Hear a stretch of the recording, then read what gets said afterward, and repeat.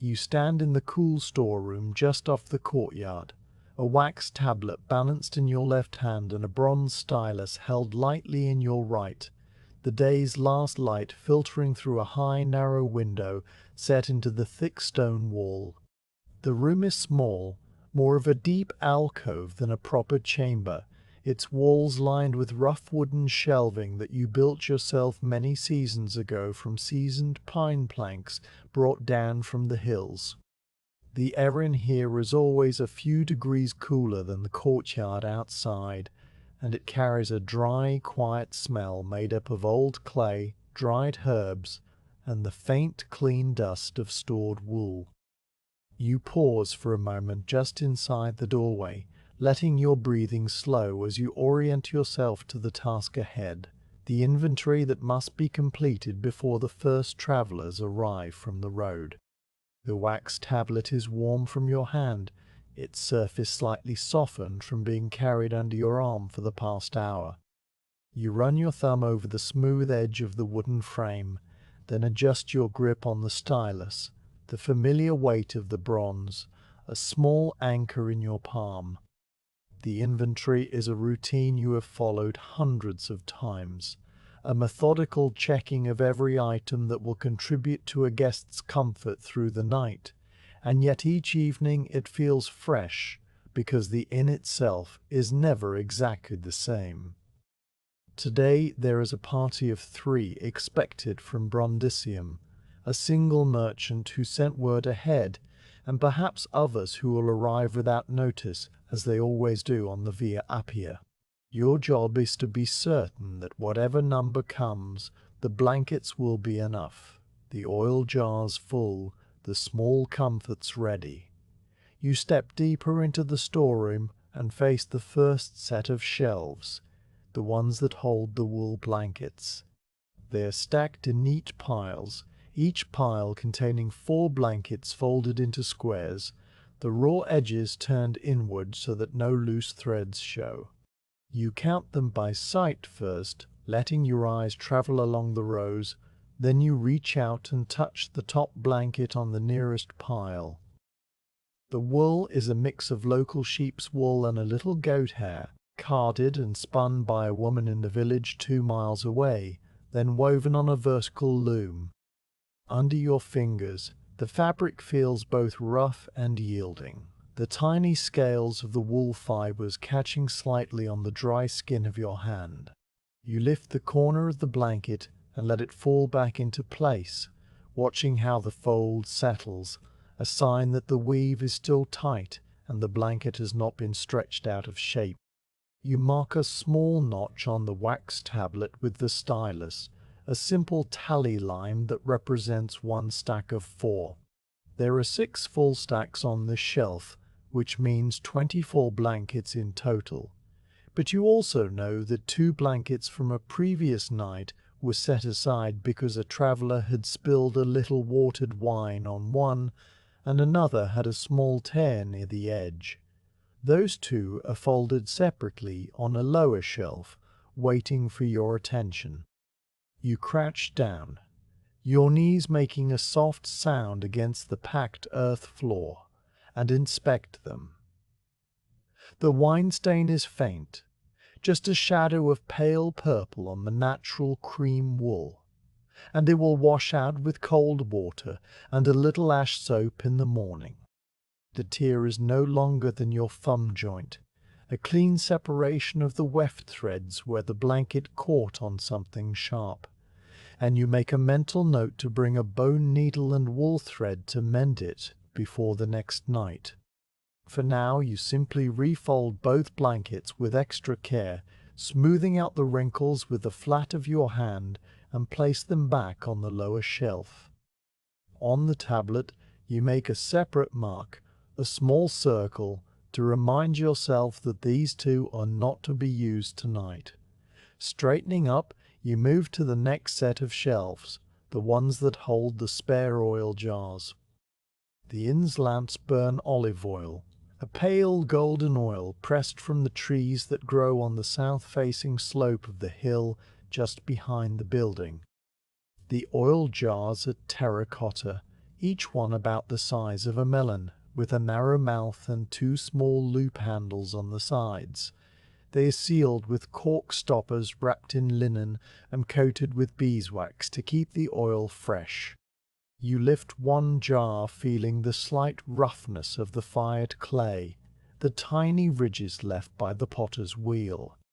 The jar is heavier than it looks because it is full, and you can feel the liquid shift inside when you tilt it gently, a slow, thick movement that tells you the oil is still pure and has not separated or gone rancid.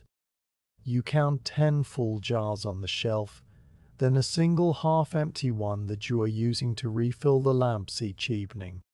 You lift the half-empty jar too, noting its weight, and decide it will be enough for tonight's lamps and tomorrow morning's, but you will need to press more oil by the end of the week. You mark the count on the tablet, 10 full jars and 1 in use. Then you replace each jar carefully on the shelf, making sure they are not touching each other so that no jar is at risk of cracking if the shelf shifts slightly with the changing temperature. The scent of the oil is faint but distinct, a clean green fragrance that mingles with the other smells in the storeroom. You pause to breathe it in, finding the smell grounding, and then you turn to the bundles of dried herbs hanging from a wooden rod suspended from the ceiling. The herbs are one of the small luxuries you offer, though they cost almost nothing.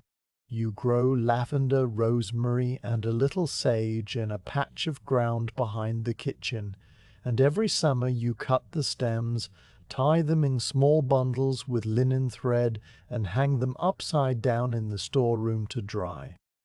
The bundles are about the length of your hand, the stems now brittle and pale, the leaves shrunken but still holding their shape and scent. You reach up and untie a few bundles from the rod, cupping them in your palm. The lavender crackles softly when you press it, releasing a cloud of perfume that is sweet and slightly medicinal, while the rosemary is more resinous, sharp and clean. You count the bundles one by one, touching each with your fingertip, and find that there are 23 bundles ready, plus 6 more that are still a little pliable and need another week of drying. You will use only the fully dried ones for the guest rooms tonight, placing a single bundle on each bedside table, so 23 is more than sufficient even for a full inn. You make another tally on the tablet, the stylus scratching a soft line through the wax that leaves a tiny curl of pale yellow wax at the edge of the mark. The tablet itself is a simple thing, 2 wooden leaves hinged with leather thongs, the inner surface is coated with a layer of dark beeswax that you renew every few months by melting fresh wax and pouring it into the recessed panels. The stylus has a pointed end for writing and a flat end for smoothing out mistakes, and you use the flat end now to erase an old mark from a previous inventory, warming the wax with the pressure of the metal until the surface is blank again. The motion is slow and repetitive, and you find that your mind has become quiet, focused entirely on the small physical details of the things around you. Behind the shelves of herbs, against the back wall of the storeroom, stand several large amphorae. These are tall clay vessels, nearly as high as your waist, with narrow necks and pointed bases that are set into a wooden rack to keep them upright. They are not for oil or wine, but for the dry goods that the inn needs in quantity. One holds coarse ground wheat flour, another dry chickpeas, a third holds lentils, and the smallest one is filled with coarse salt that comes from the flats near the sea, a 2-day journey to the west. You walk to each amphora and lift the flat stone lid, peering inside. The flour is still pale and fine, with no sign of weevils or dampness, and you stir it with a wooden ladle that hangs on a nail beside the rack, feeling the silky resistance of the ground grain. The chickpeas rattle like tiny pebbles when you run your fingers through them, their skins glossy and intact. The lentils are a dusty brown color, and you sift a handful, letting them pour back into the jar in a thin stream that sounds like gentle rain. The salt is granular and clean, catching the light from the high window in tiny sparkles. You are satisfied that all the supplies are sound, and you make a simple mark on the tablet to indicate that you have checked them, a long horizontal line with 3 short vertical strokes beneath it. Now you turn to the items that are not stored in bulk, but are essential nonetheless. The spare lamp wicks, the flint and iron for striking sparks, the small clay saucers that go beneath the oil lamps to catch any drips. These things are kept in a wooden chest with a hinged lid that sits on the floor near the door. You kneel and open it, the lid creaking just once, a sound so familiar that you barely notice it. Inside, the chest is divided into compartments by thin wooden partitions. In the first compartment, a bundle of twisted flax wicks lies coiled like a pale snake, each wick already cut to the proper length for a standard lamp. You count them quickly, pinching each one between your thumb and forefinger, and find that there are enough for at least 2 weeks of use. Next to the wicks, a small leather pouch holds 2 pieces of flint and an iron striker, and you check the striker's edge to see if it has grown blunt, but it is still sharp and true. The clay saucers are stacked in a neat column of 15, and you lift the stack to make sure none are cracked. They are all sound, their unglazed rims slightly gritty against your fingers. You note all this on the tablet with a few more swift strokes of the stylus. Your knees creak as you stand, and you stretch your back by rolling your shoulders slowly, feeling the slight ache that comes from bending and lifting. The inn is quiet around you, the only sound being the scratch of the stylus, and from somewhere outside, the cooing of doves settling into the roof tiles. You take a moment to look around the storeroom with a sense of calm satisfaction. Every blanket, every jar, every bundle of herb has been accounted for, and you know now exactly what you have and what you might need.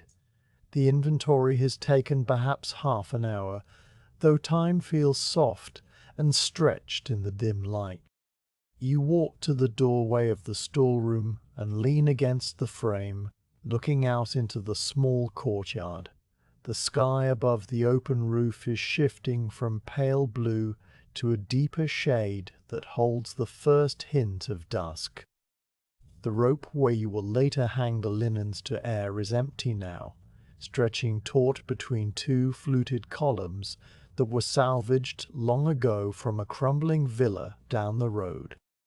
The flagstones of the courtyard are swept clean, and a large earthenware basin for washing sits under the spout of a small fountain that trickles water from a lead pipe, its sound a constant soft murmur. You watch the water for a long moment, the way it catches the fading light and breaks it into moving ribbons, and then you turn back into the storeroom for one final check. You have not yet examined the extra rush mats that you place beside each bed when the weather turns cool, protecting bare feet from the cold stone floor. The mats are stored in a tall stack against the wall opposite the amphory, each one rolled tightly and tied with a strip of palm fiber. You count them by touching the top of each roll, feeling the slight give of the woven rushes under your palm. There are 8 rolls, and you know you will need only 6 tonight, so you pull 2 out and set them aside in case a guest specifically requests one. The rushes are dry and crackle faintly, and their smell is sweet and grassy, like a summer field cut and left to cure in the sun. You mark the count on the tablet, then pick up a small whisk broom made of millet stalks from a hook on the wall and dust the top of the stack before turning away. Now the inventory is truly complete.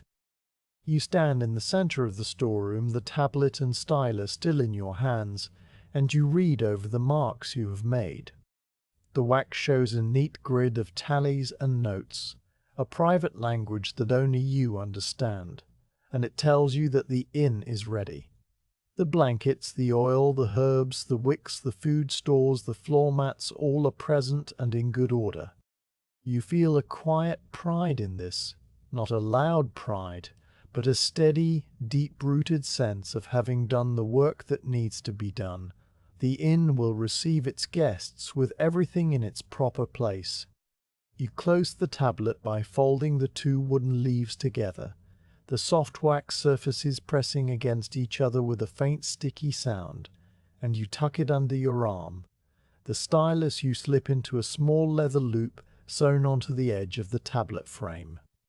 The storeroom, now fully inventoried, feels somehow larger and quieter than before, as if the act of counting everything has released a small tension you did not know you were carrying. You take a last look at the shelves, the jars, the hanging herbs, and the amphorae, and then you step out into the courtyard, pulling the storeroom's wooden door shut behind you.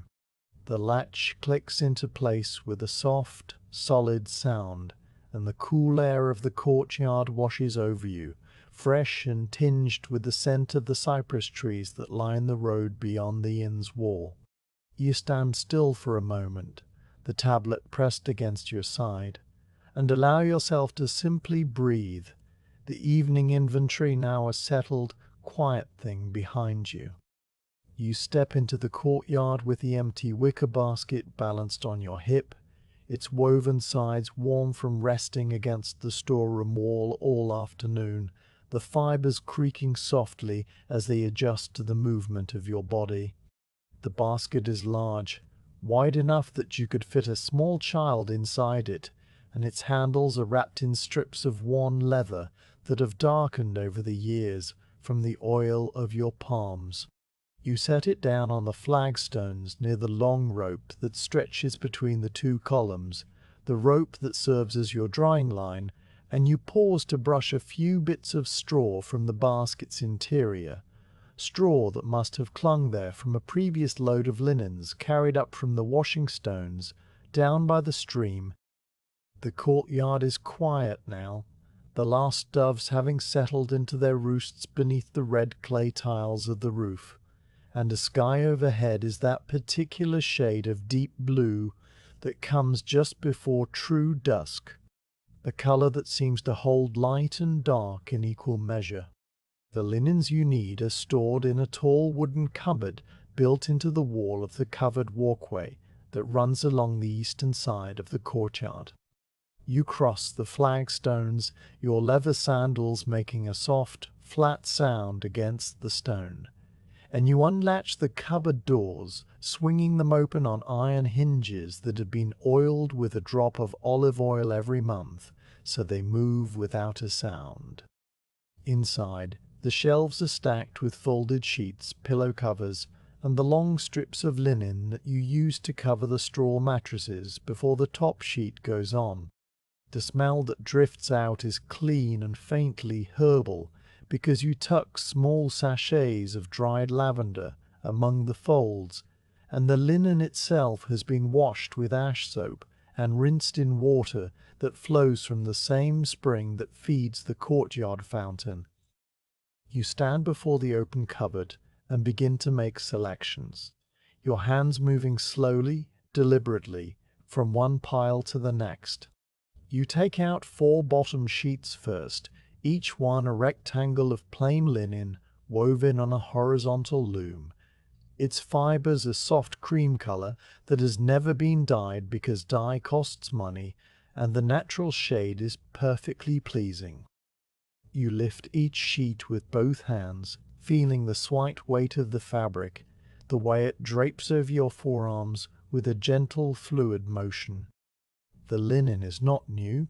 You have had these sheets for perhaps 3 years, but they have been cared for well, and the repeated washings have made them softer than any new cloth could be. You fold each sheet loosely over your left arm, creating a stack of 4 layers that rises to just below your chin, and you carry them to the basket, placing them inside with care so that no corner drags on the ground. You return to the cupboard for the top sheets, which are slightly lighter in weight because they are meant to be the layer closest to the traveler's skin. These are also undyed linen, but you notice as you pull them from the shelf that one has a small faint stain near the hem, the ghost of a splash from a cup of wine that was set on the bedside table, perhaps 2 weeks ago. You hold the sheet up to the failing light, stretching the fabric between your hands, and you examine the stain. It is so faint now, after repeated washings and a long afternoon of bleaching in the sun, that you doubt any guest would notice it, but you make a mental note to give that sheet one more wash before using it for the merchant who sent word ahead. You fold it and add it to the basket. Then you take 3 more top sheets, counting under your breath, and place them on top of the first layer. The pillow covers come next. These are smaller squares of linen sewn on 3 sides with a hemstitch so fine that the thread is nearly invisible, and they are the items that wear out most quickly because of the constant friction of heads and the oil from hair. You sort through the stack, setting aside 2 that have grown thin in the center, almost translucent when you hold them to the light, and you choose 6 that are still sturdy. The thin ones you fold into a separate pile on the cupboard shelf, to be cut down into cleaning rags when you have a spare moment. The 6 good covers go into the basket, landing softly on the sheets, and then you reach for the mattress liners. The long strips of coarser linen protect the straw mattresses. These are more stiff than the sheets, their weave more open, but they serve their purpose well. You take 4, 1 for each of the rooms you plan to prepare tonight, and you drape them over the rim of the basket so they hang down the outside like long pale ribbons. With the basket now full, you carry it back to the center of the courtyard and set it down directly beneath the drying rope. The rope itself is made of hemp, twisted into a cable as thick as your thumb, and it has been stretched so taut between the 2 stone columns that it barely sags even when loaded with wet linens. You run your hand along its length, checking for splinters or frayed fibers that might snag the clean cloth, and you find it smooth and sound. The columns that hold the rope are old, older than the inn itself, salvaged from a ruined villa that stood a mile to the south, and their fluted surfaces are pitted and worn, stained with lichen in patches of pale grey-green. You touch the cool stone of one column, feeling the rough texture under your palm, and then you turn back to the basket and begin the slow, methodical work of airing the linens. You lift the first bottom sheet from the basket, shaking it gently to loosen the folds that have set into the fabric from weeks of sitting on the cupboard shelf. The sheet billows open in the air, catching a small breath of breeze that moves through the courtyard, and you hold it by 2 corners, letting it float down like a slow, pale cloud until it hangs from your hands. You inspect the surface of the fabric, looking for any small tear or pulled thread, and you find none. The motion of shaking out the sheet is something you have done so many times that your body knows it without thinking, the way your arms rise and fall, the way your wrists flick at the last moment to snap the fabric taut. The sound it makes is a soft whump, a low, breathy noise that is swallowed almost immediately by the open air of the courtyard. You drape the sheet over the rope, centering it so that equal lengths hang down on either side, and you smooth the fabric with your palms, working from the center outward toward the edges. The linen is cool under your hands, cool and slightly crisp, and you take your time with the smoothing, pressing out the wrinkles that have come from being folded.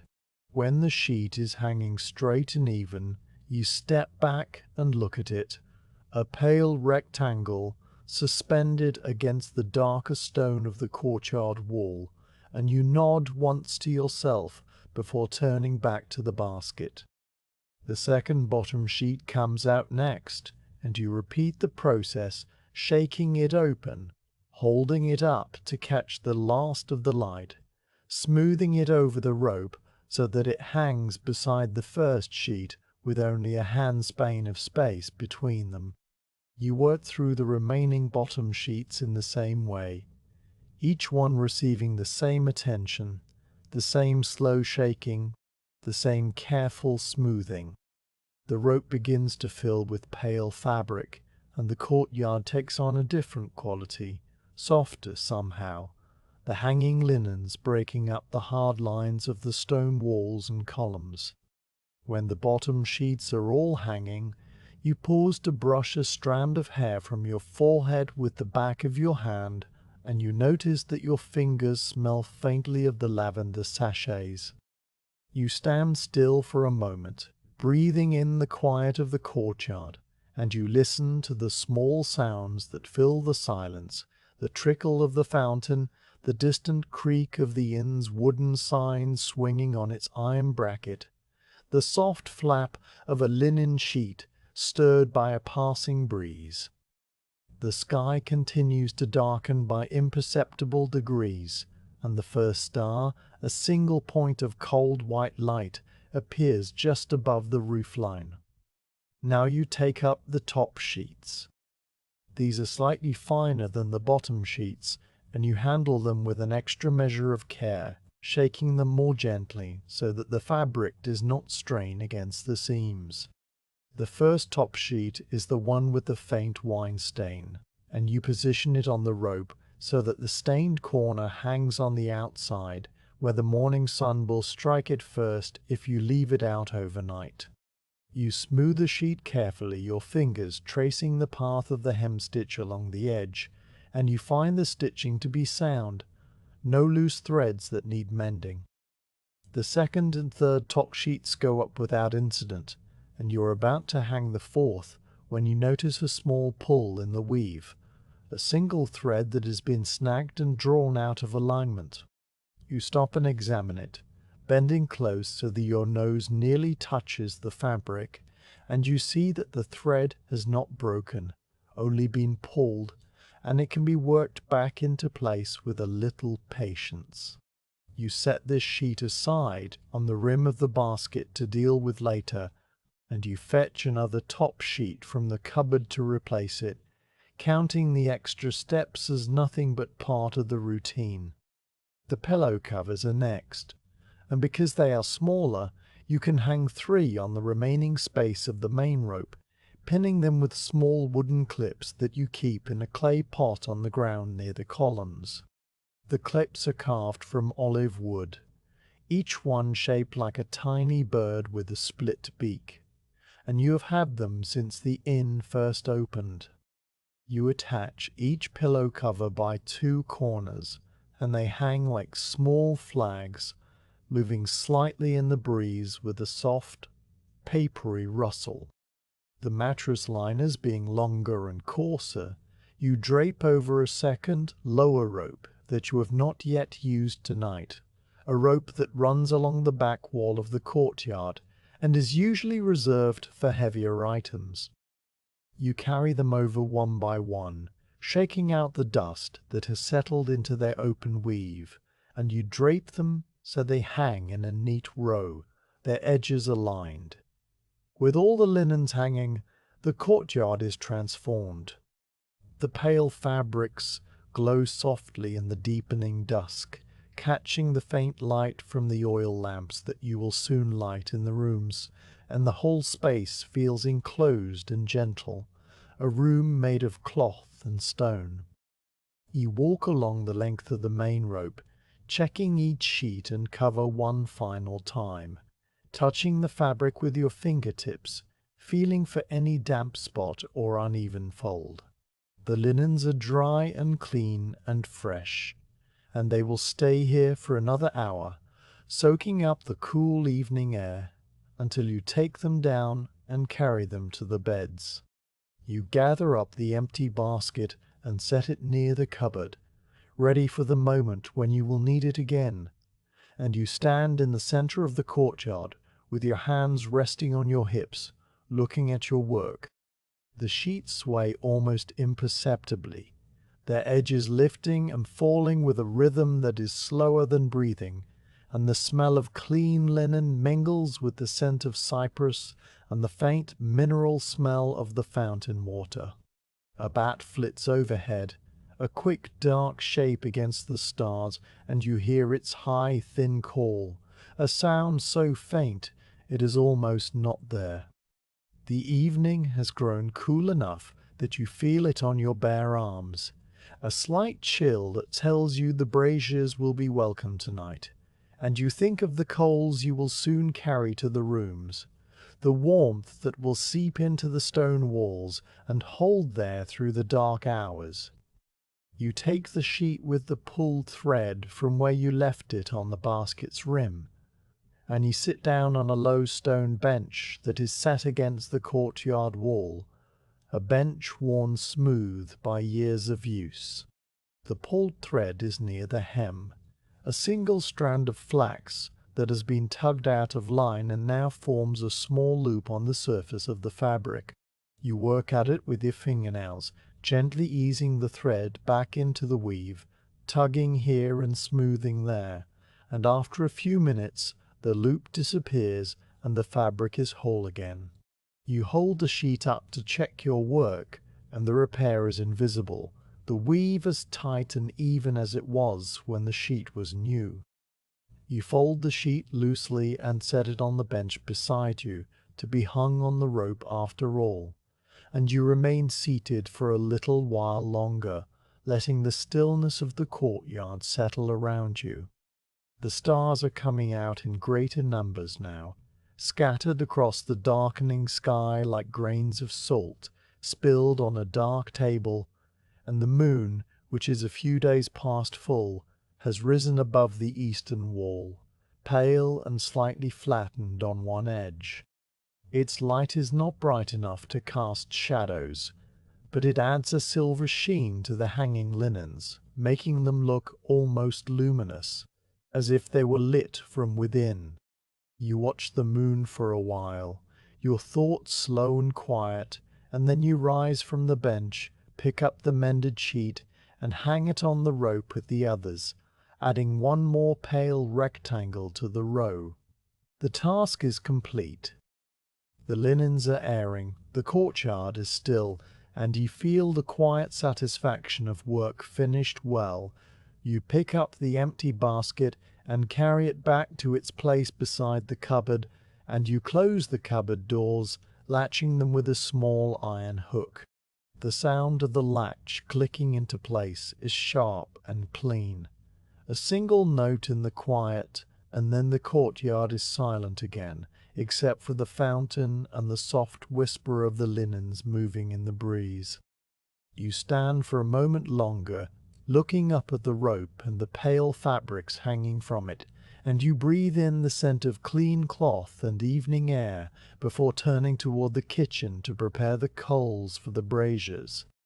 The kitchen alcove is a small room tucked into the angle where the lodging wing meets the courtyard wall, its ceiling low and crossed by two heavy beams of olive wood that have darkened with age and smoke.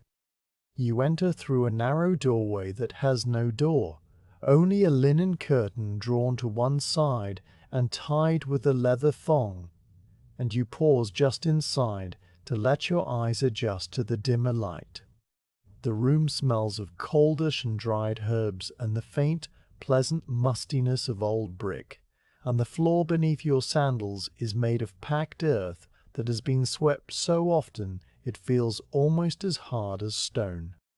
A single small window, more an opening in the wall than a proper window, looks out onto the darkening courtyard, and through it you can see the pale shapes of the linen still hanging on the rope, stirring gently in the evening air.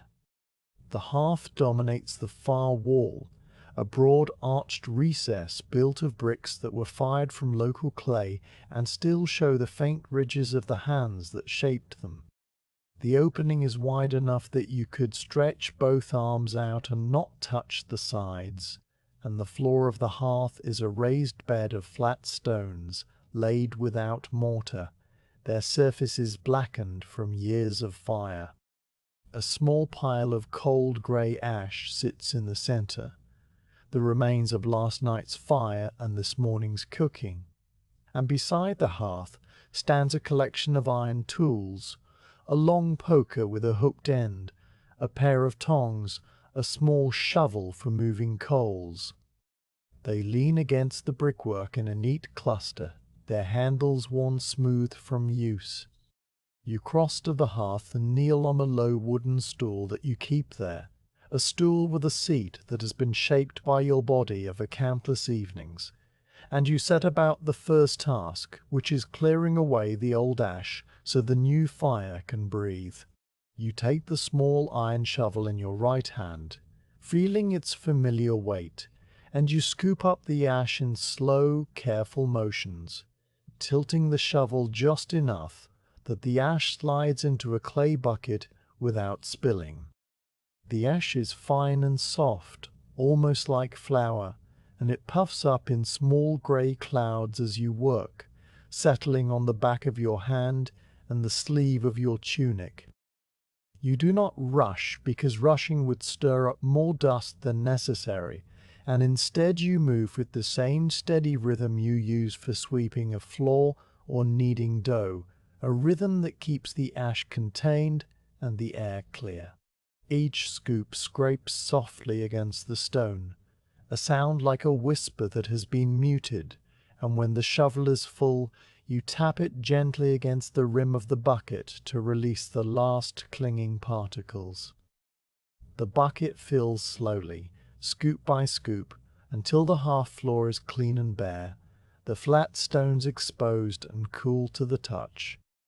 With the ash cleared, you wipe the hearthstones with a damp rag that hangs on a peg near the window, removing the last film of grey dust and revealing the true colour of the stone, a dark charcoal streaked with veins of lighter grey.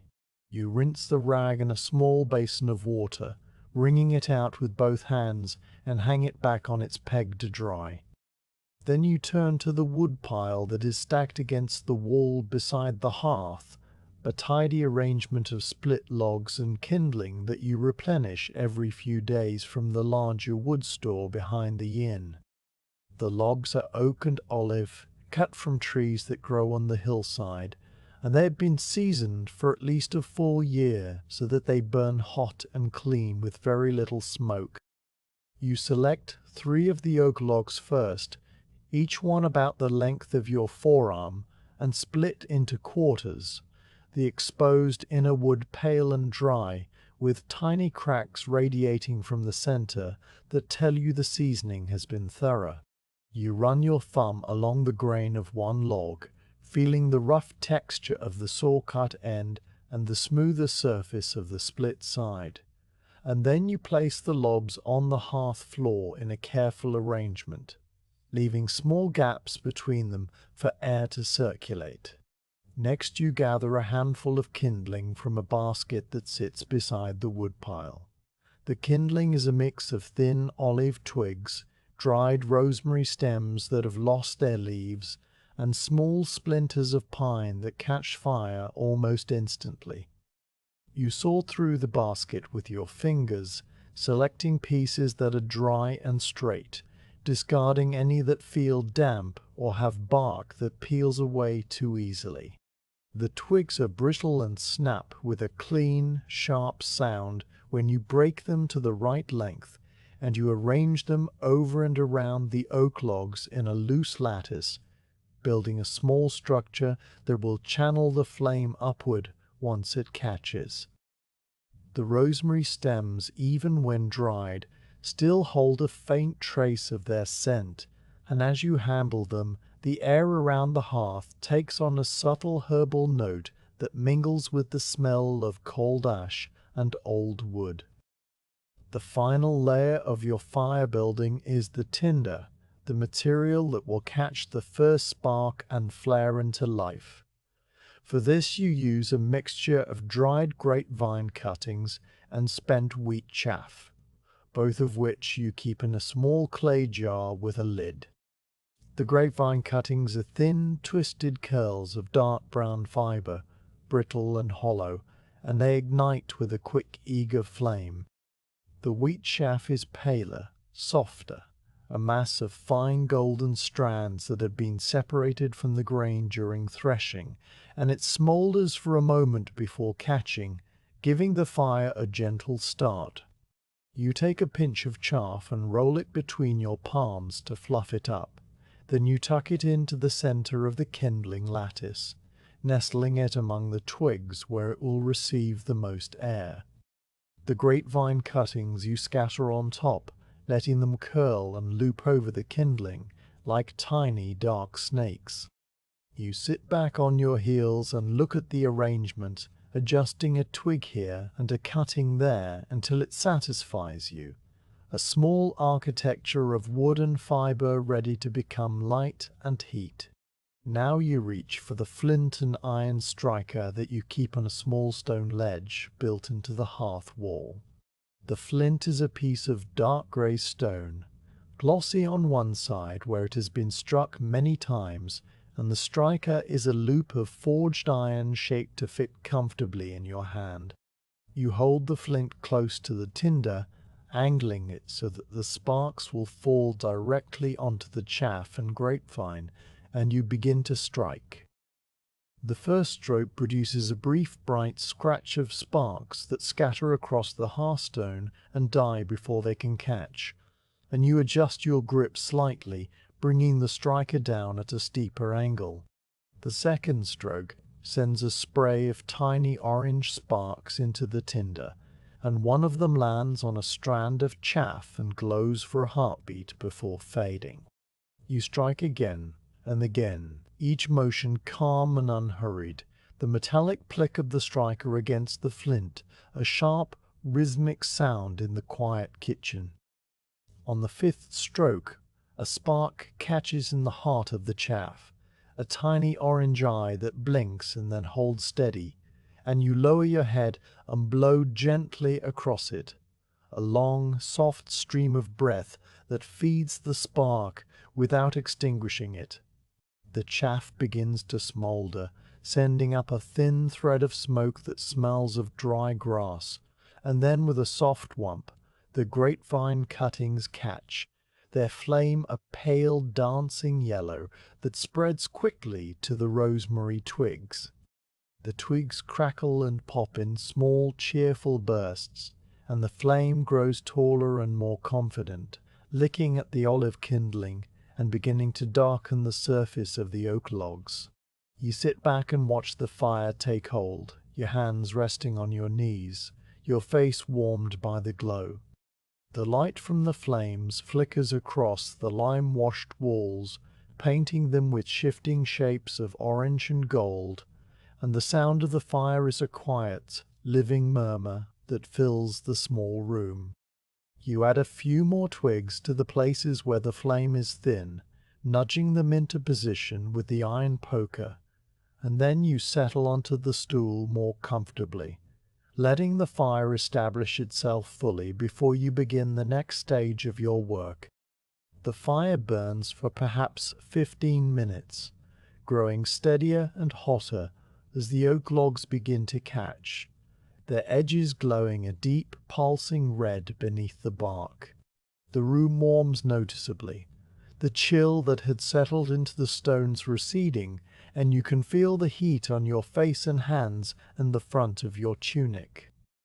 The smell of the fire has changed too, the sharp, quick scent of the kindling giving way to the richer, deeper aroma of oak smoke, a smell that is both ancient and comforting.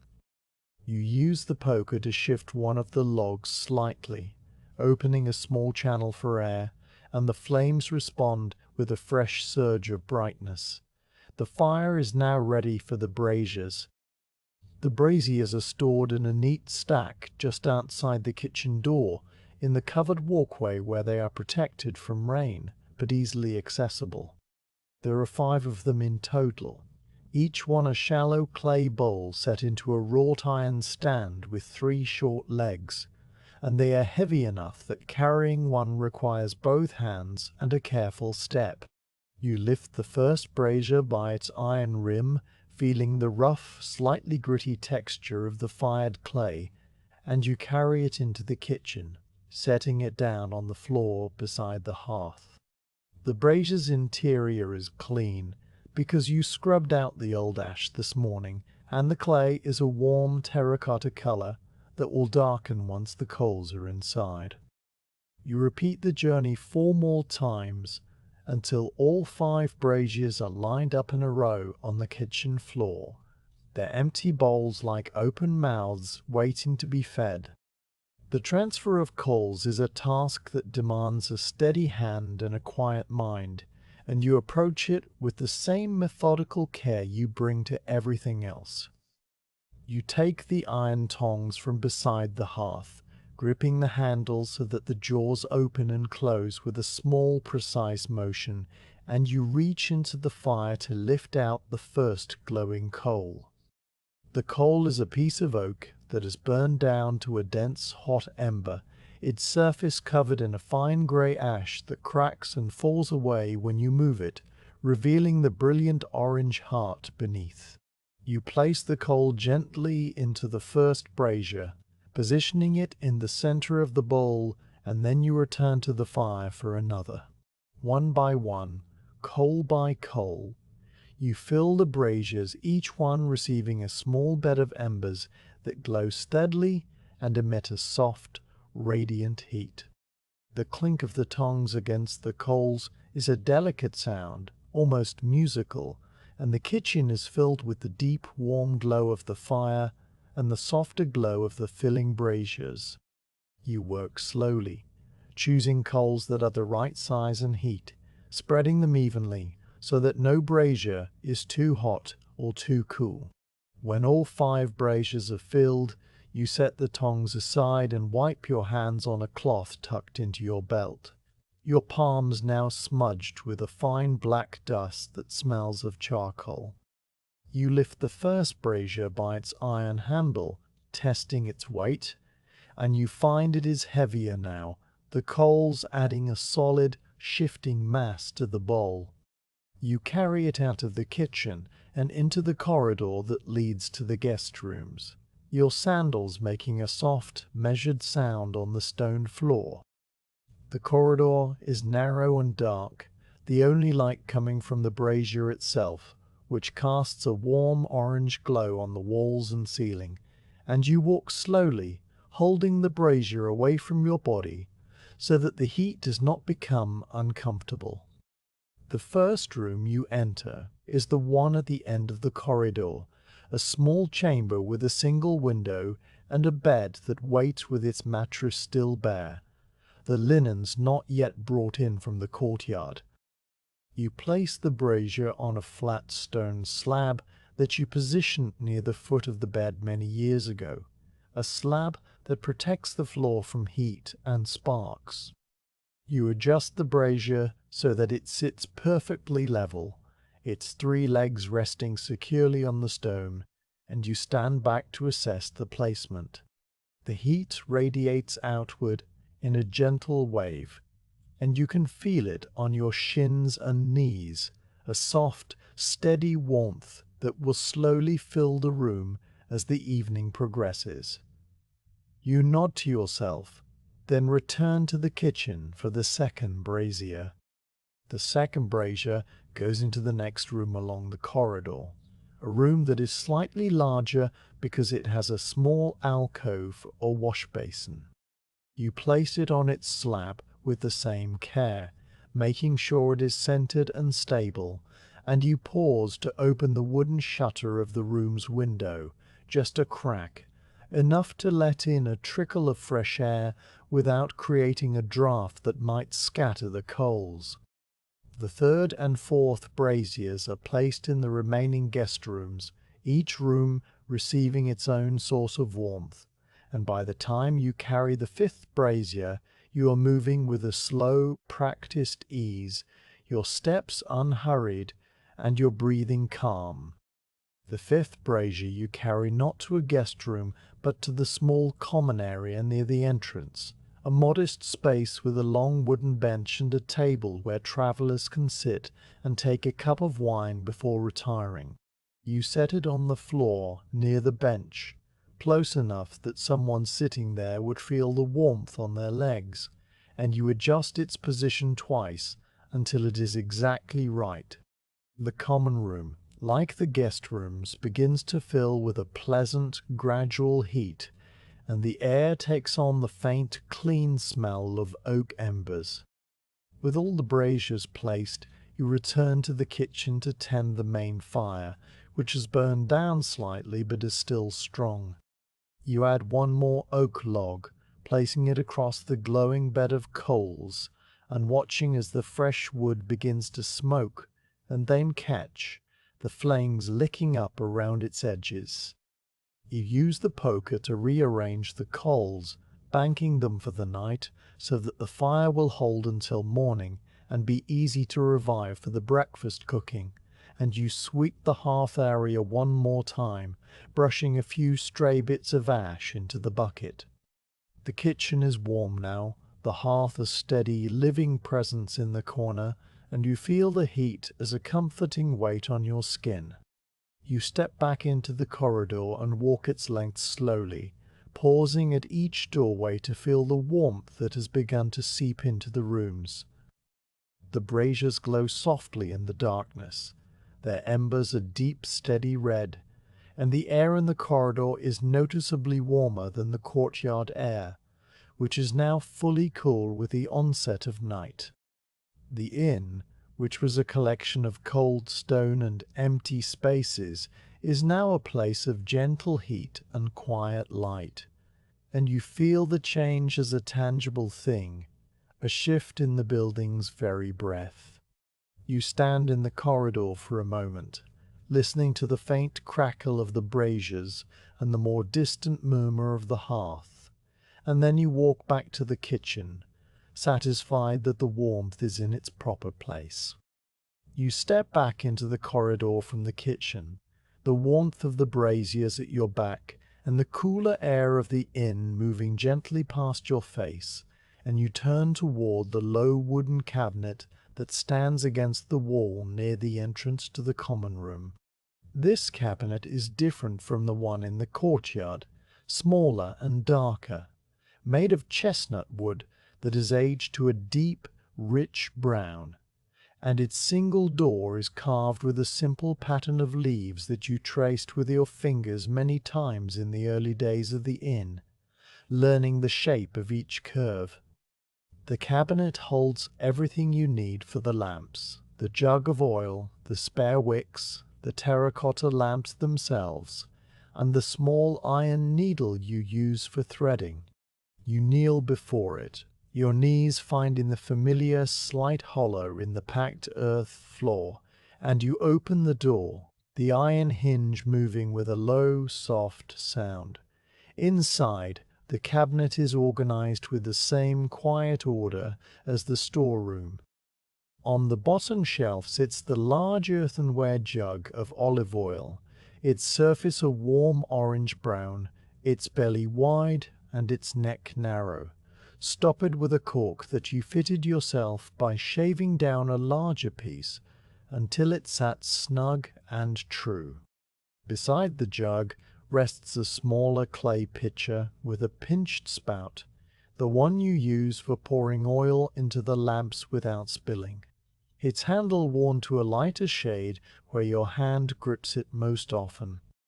On the middle shelf, a row of terracotta lamps waits in a neat line, each one turned on its side so that the filling hole faces outward.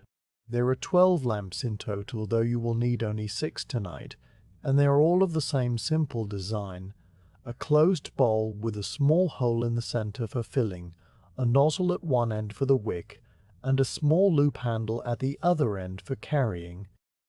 The clay is unglazed, its surface slightly rough, and it is fired to a soft, pale pinkish brown that darkens where oil has seeped into the pores over years of use. On the top shelf, a small lidded box holds the spare wicks, the iron needle, and a pair of bronze scissors, no longer than your finger. You reach first for the small pitcher, lifting it carefully and setting it on the floor beside your knee. Then you take the large oil jug, gripping it by its two loop handles and tilting it slowly so that the oil inside shifts with a thick, quiet slosh. The jug is heavy, perhaps half your own weight, and you move it with deliberate care, pouring a steady stream of oil into the pitcher until it is 3/4 full. The oil flows in a smooth golden ribbon that catches the faint light from the corridor and seems to glow for an instant before it settles. The smell of the oil rises as you pour, a clean green fragrance that speaks of the olive groves on the south slope, and you pause to breathe it in before setting the jug back on its shelf and corking it securely. With the pitcher now ready, you turn your attention to the lamps. You take the first one from the middle shelf, cradling it in your left palm. The lamp is small enough that your fingers curl around its bowl, and the clay is cool against your skin, the texture faintly gritty, like fine sandpaper. You hold it up and tilt it so that the interior catches the dim light, checking for any residue of old oil that might have gone stale or any crack that might leak. The inside is clean, just a faint dark ring where the oil level once sat, and the clay is sound. You set the lamp on the floor in front of you and begin the filling. Filling a lamp is a slow task, or rather, it is a task that rewards slowness, because the oil must flow at its own pace, and the wick must be seated just right. You lift the pitcher by its handle, steadying the spout with your other hand, and you bring it to the filling hole of the lamp. The oil comes out in a thin, glossy stream, catching the light again, and it gurgles softly as it passes into the lamp's interior. You fill the lamp only halfway, leaving room for the wick to breathe and for the oil to expand slightly in the warmth. The sound of the oil filling the clay chamber is a gentle, liquid note, and you listen to it without hurry, letting the stream slow to a drip before you tilt the pitcher back. With the lamp filled, you set the pitcher aside and open the small lidded box on the top shelf. Inside, the spare wicks lie coiled in a neat spiral, each one made of flax fibers twisted together into a cord about as thick as a straw. The flax is pale and slightly glossy, and it feels crisp but not brittle when you pinch it. You select one wick and uncoil it, cutting it to the proper length with the bronze scissors. The scissors make a small clean snip, and the cut end of the wick frays just slightly, which is good because a frayed end catches the spark more readily. You place the wick beside the lamp and take out the iron needle, a thin, dark rod with a small hook at one end and a sharp point at the other. The threading of the wick is the most delicate part of the process. You insert the pointed end of the needle into the lamp's nozzle, working it carefully through the narrow clay channel until it emerges inside the oil chamber. The clay is slightly rough inside the channel, and you can feel the needle scraping against it with a faint, gritty sensation transmitted through the metal. When the needle's point is visible inside the bowl, you hook the end of the wick onto it and pull the needle back through the nozzle, drawing the wick along with it. The wick slides through the channel with a little resistance, and you feel it catch and then release as it emerges from the nozzle's tip. You pull it through until about a finger's width of wick protrudes. Then you unhook the needle and set it aside. The submerged end of the wick curls into the oil, and you use the needle's point to nudge it into position so that it lies flat against the bottom of the lamp, where it will draw oil upward through the fibers. You trim the exposed wick with the scissors, snipping it to the height of a grain of barley above the nozzle's rim. A wick that is too tall will smoke, and a wick that is too short will burn weakly and extinguish itself, so you measure the height by eye, adjusting it with a second small snip. The cut fibers are even and clean, and you blow gently on the wick to remove any loose strands. The lamp is now ready, its oil reservoir full, its wick seated correctly, and you set it aside on the floor to your left, where it will wait while you prepare the others. You reach for the second lamp, and the process repeats itself. You inspect the clay, finding it sound and clean. You fill the bowl halfway with oil, listening to the same soft gurgle, watching the same golden stream. You cut a new wick, thread it through the nozzle with the needle, trim it to the correct height. The motions are so familiar that your hands perform them almost without your conscious direction, and yet you remain present in each step, noticing the small variations from lamp to lamp, the way one lamp's nozzle is slightly wider and accepts the wick more easily, the way another lamp's nozzle is slightly wider and accepts the wick more easily, the way another lamp's clay is a shade darker from having been used more often, the way the oil pools differently in each bowl depending on the subtle curve of the interior. The third lamp has a small chip on its handle, a flaw that you noticed months ago, but have never bothered to repair because it does not affect the lamp's function, and because the chip is smooth to the touch, worn down by handling.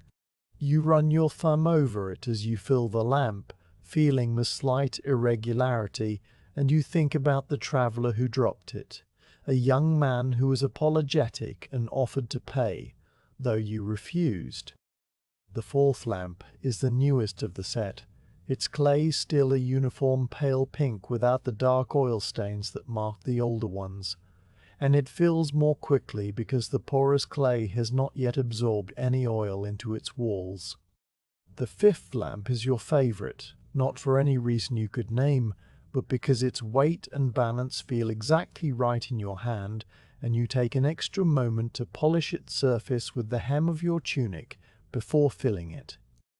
The sixth lamp is the last, and when you finish threading its wick and trimming it, you set it beside the others and look at the row of 6 prepared lamps, their wicks pale against the dark clay, their oil reservoirs glinting faintly. Now comes the placing of the lamps. You gather them carefully, carrying 3 in each hand by hooking your fingers through their loop handles, and you walk the corridor that you now know so well in the deepening dark. The first lamp goes into the room at the end of the hall, the same room that received the first brazier, and you place it on the small stone ledge that is built into the wall beside the bed. The ledge is just wide enough for the lamp and a cup of water, its surface worn smooth, and you center the lamp on it, making sure it is stable and far from the edge. The second lamp goes into the next room, placed on its own ledge, and the third and fourth lamps follow into the remaining guest rooms. Each placement is deliberate, each lamp set down with a soft, solid click of terracotta on stone, and you adjust each one so that its nozzle points slightly away from the bed, directing the light toward the wall where it will reflect softly rather than shining directly into a sleeper's eyes.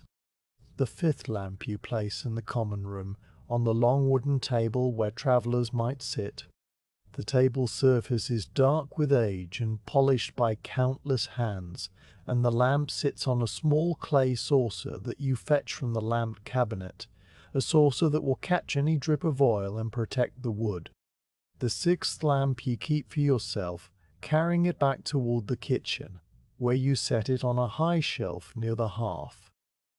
This lamp will light your own evening tasks and then guide you to your bed when all the work is done. With the lamps placed, you return to the lamp cabinet and retrieve the lighting taper.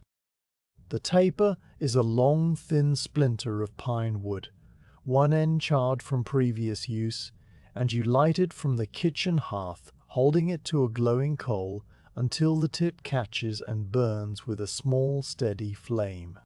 The flame is pale yellow and nearly transparent at its base, and it dances slightly in the draft of your movement. You carry the taper carefully, shielding it with your cupped palm, and you walk the corridor again, this time bringing light to each lamp in turn. You touch the flame to the first lamp's wick, and the oil-soaked fibers catch with a small soft pop, a tiny sound that is more breath than noise. The flame is small at first, a slender tongue of orange and blue that flickers and wavers, but then it steadies and grows, drawing oil up through the wick and burning with a clear, bright light. The room is transformed by this single flame, its walls changing from cold grey shadow to warm amber, the brazier's glow now joined by a softer, more upward-reaching light. You move to the second lamp and light it, then the third, the fourth, the fifth in the common room, and finally you return to the kitchen and light the sixth lamp on its shelf. Each lighting is the same small ritual, the brief touch of taper to wick, the pause to watch the flame catch and steady, the quiet satisfaction of seeing light where there was darkness.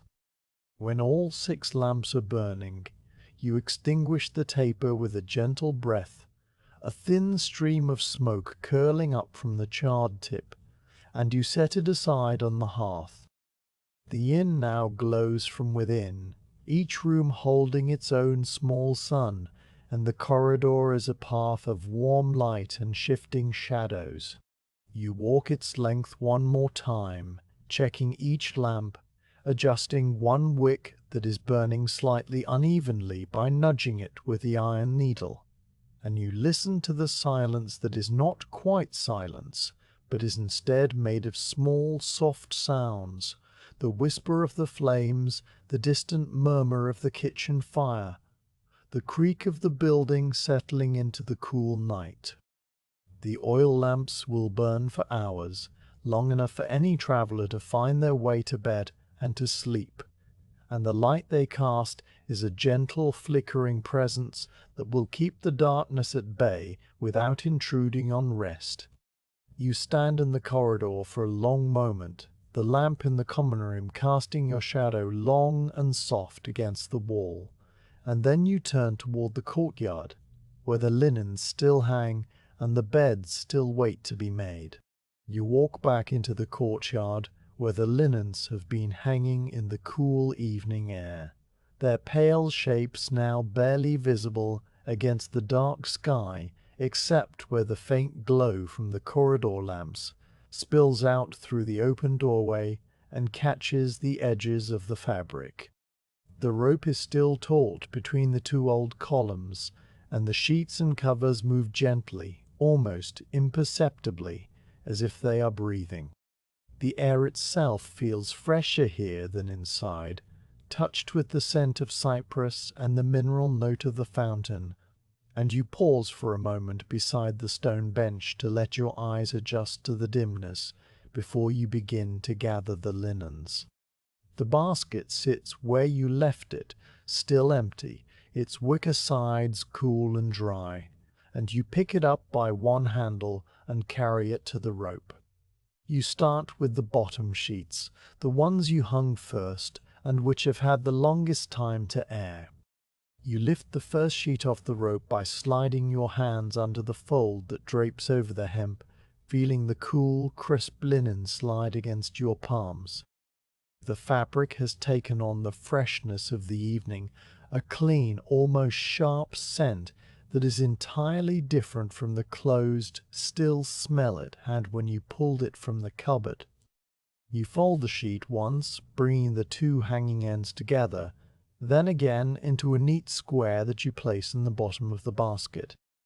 The second bottom sheet comes down with the same careful motion, and you notice as you fold it that the corner which had a faint crease from long storage is now perfectly smooth, the fibers relaxed by the dampness of the evening air.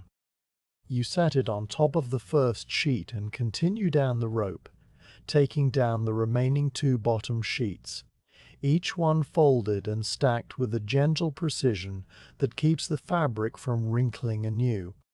The top sheets come next, lighter in your hands, their weave finer and their surface slightly cooler to the touch because they are thinner.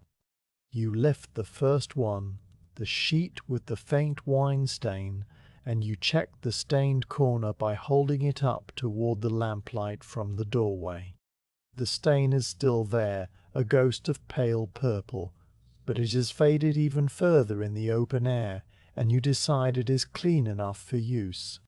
You fold it with the stained corner tucked inside so it will not show when the bed is made, and you place it in the basket.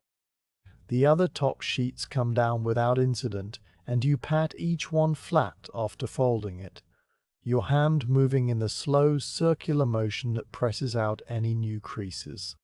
The pillow covers you unpin from the rope, removing the little olive wood clips and dropping them into the clay pot on the ground, and you fold each cover into a small square that fits in the palm of your hand.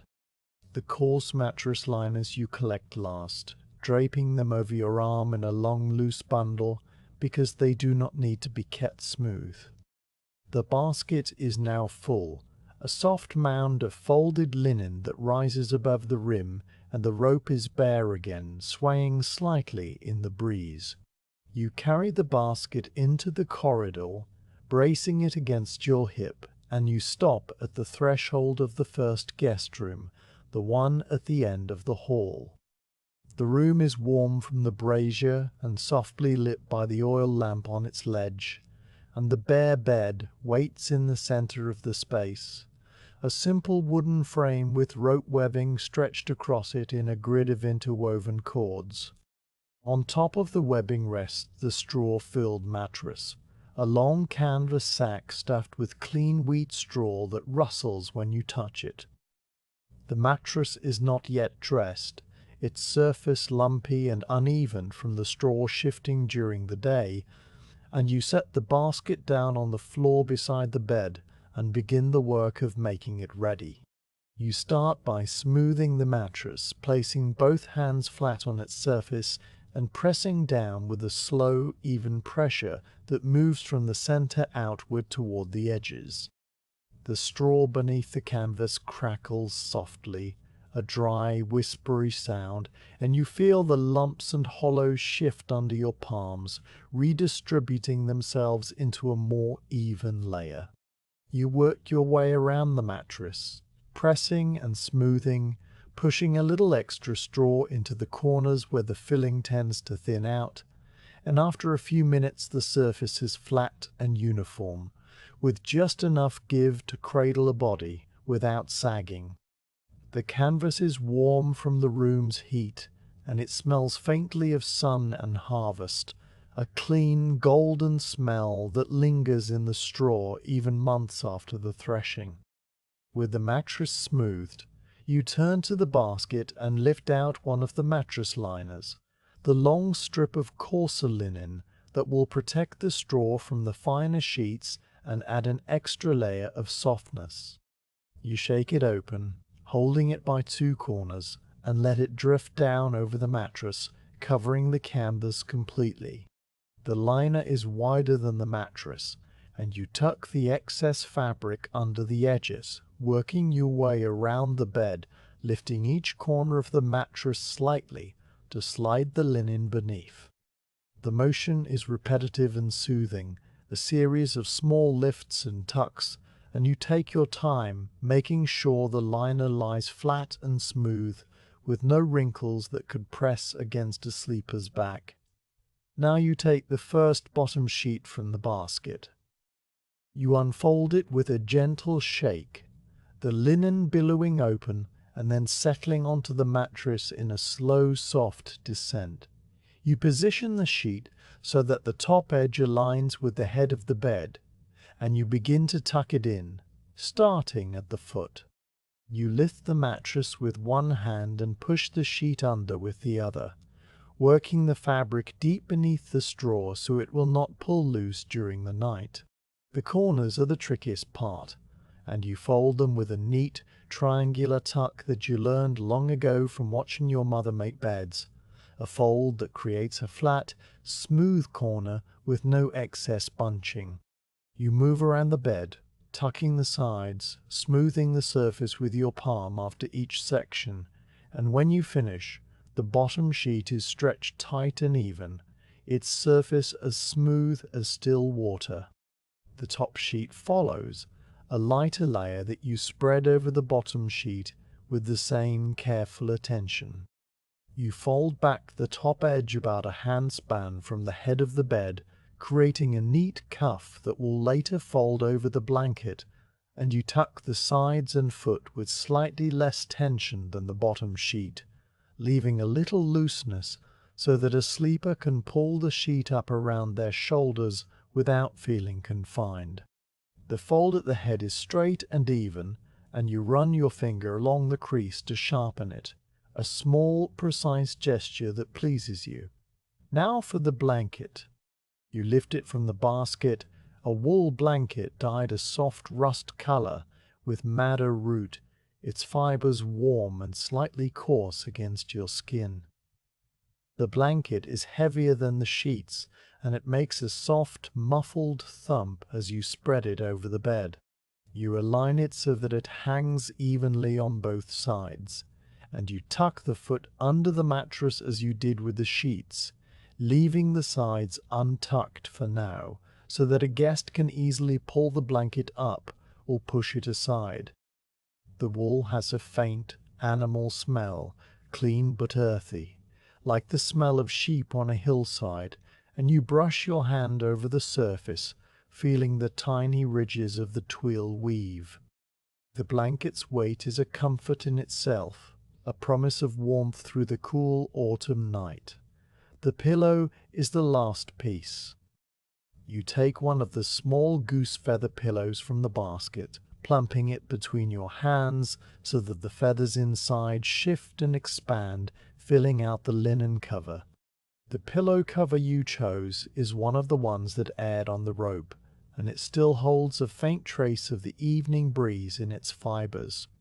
You slide the pillow into the cover, shaking it down until the corners are filled and the surface is smooth, and then you place it at the head of the bed, centering it with a small adjustment.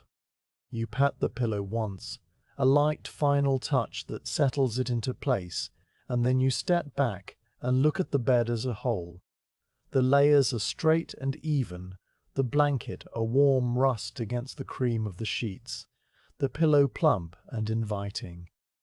The lamplight falls across the bed in a soft golden wash, and the braziers' glow warms the air around it. The room, which was bare and cold an hour ago, is now a place of rest. You pick up the basket and move to the second room. The process here is almost the same, but the bed is slightly smaller, built for a single traveler rather than a pair, and the mattress is thinner because it is filled with barley straw instead of wheat straw, which makes it firmer and a little less springy. You smooth the mattress with the same slow pressure, feeling the finer, crisper texture of the barley straw under your hands, and you note that the mattress liner from last night is still clean enough to use again, so you only need to straighten it, tugging the corners back into place. The bottom sheet goes on, tucked with the same triangular folds, and you notice as you work that the rope webbing of this bed creaks slightly, a low, musical sound that reminds you it is time to tighten the ropes with the wooden key you keep in the storeroom. Though not tonight. The top sheet and blanket follow, and you choose a pillow that is slightly flatter than the first, because you remember that the guest who stayed in this room 2 nights ago complained of a stiff neck, and you think a lower pillow might serve better. You pat it into shape and set it at the head of the bed, then move on. The third room is the one with the small alcove for the wash basin, and its bed is the oldest in the inn, a frame of dark chestnut that you inherited with the building. The wood has shrunk slightly over the years, and the joints creak when you lean on the frame, but it is still sturdy and true. You dress this bed with the same method, but you add an extra blanket folded at the foot because this room is on the north side of the building and tends to be cooler than the others. The extra blanket is a lighter one, undyed and soft, and you fold it into a long rectangle that you lay across the foot of the bed so that a guest can pull it up if they need more warmth. You stand back and check the arrangement, then adjust the fold of the extra blanket so it is perfectly aligned with the edge of the mattress. The fourth and final guest room has the largest bed, a wide frame that can sleep 2 people side by side, and it takes longer to make because of the size. You smooth the mattress in sections, working from one side to the other, and you use 2 bottom sheets overlapped slightly in the center because the mattress is too wide for a single sheet. The join is nearly invisible once you smooth it with your palm, the 2 edges lying flat against each other, and the top sheet covers it completely. The blanket for this bed is the heaviest you have, a thick wool coverlet with a simple border of darker brown woven into the edges, and it takes both hands to spread it evenly. You place 2 pillows at the head, side by side, and you spend an extra moment aligning them, so they are perfectly symmetrical. When all 4 beds are made, you return to the corridor and set the empty basket near the linen cupboard. Your hands are slightly tired from the lifting and tucking, a pleasant, mild ache that speaks of work completed, and you stretch your fingers, flexing them open and closed a few times. The inn around you is quiet, the only sounds the faint crackle of the braziers, the soft flutter of the lamp flames, and the distant, rhythmic chirp of a cricket somewhere in the courtyard. You walk back through the corridor, pausing at each doorway to look at the beds you have prepared. The rooms are simple, even modest, but there is a deep comfort in their order, in the way the blankets lie smooth, the pillows sit plump, the lamplight warms the walls. Each bed is a small, quiet invitation, and you hope the travelers who will soon arrive will feel that invitation and accept it, letting their tired bodies sink into the straw and linen and wool. You think for a moment about the travelers themselves. You do not know them, not yet, but you have seen so many over the years that you can imagine them. A merchant with dust on his sandals and a leather satchel full of samples, a young couple walking to a new town, an old woman visiting her grandchildren. They will arrive tired and perhaps a little anxious, and they will open the door to their room and see the bed waiting, and something in them will ease. That thought is a quiet satisfaction, a small warm thing that sits in your chest as you walk back to the kitchen to check on the hearth.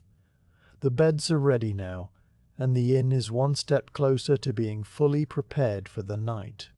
The broom stands in its usual corner of the covered walkway, leaning against the wall where the plaster has worn thin from the bristles brushing against it over many evenings.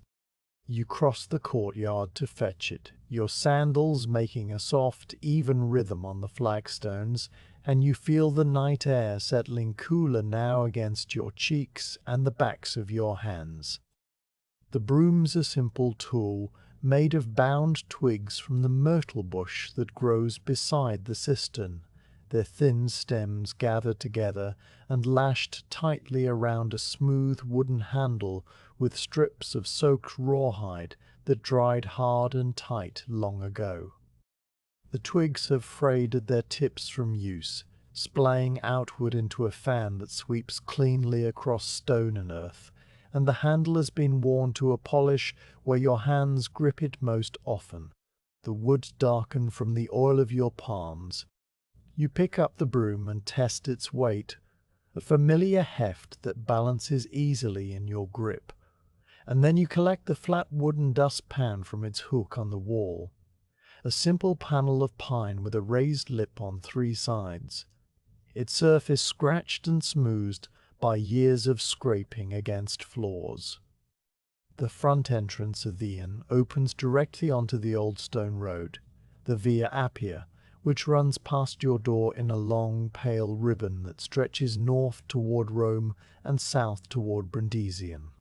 The entrance is a wide doorway with a heavy wooden door that stands open during the day and is now still open, propped in place with a large smooth stone that you roll into position each morning. The threshold is a broad slab of travertine, a pale pitted stone that was quarried from the hills to the east, and it has been trodden by so many feet over the years that its surface is slightly hollowed in the center, a gentle depression that catches dust and small debris. You step outside and stand for a moment on the road, looking back at the inn's front wall, its lime-washed surface glowing faintly in the light that spills from the common room window, and you breathe in the cooler air of the open countryside. The road is empty now, its paving stones stretching away into the darkness in both directions, and the only sound is the distant rhythmic chirping of crickets in the fields and the occasional rustle of a small animal in the dry grass beside the drainage ditch. You begin to sweep at the outer edge of the threshold, where the travertine meets the packed gravel of the road. The broom bristles whisper against the stone with a soft, dry sound, a shush that repeats and fades and repeats again as you move the broom in short, even strokes. You gather a small pile of debris, bits of dried leaves that have blown in from the cypress trees, tiny fragments of straw from passing carts, a few pale pebbles that have been kicked up onto the threshold by the hooves of mules and horses. The dust rises in a faint cloud, fine and pale, catching the lamplight for a moment before settling back down onto the stone, and you work with a steady, unhurried pace that keeps the dust low and contained. Each stroke of the broom overlaps the previous one by a handspan so that no spot is missed, and you move gradually inward from the road toward the door, herding the debris into a neat line. When you have swept the outer half of the threshold clean, you pause and use the dustpan to collect the pile you have made.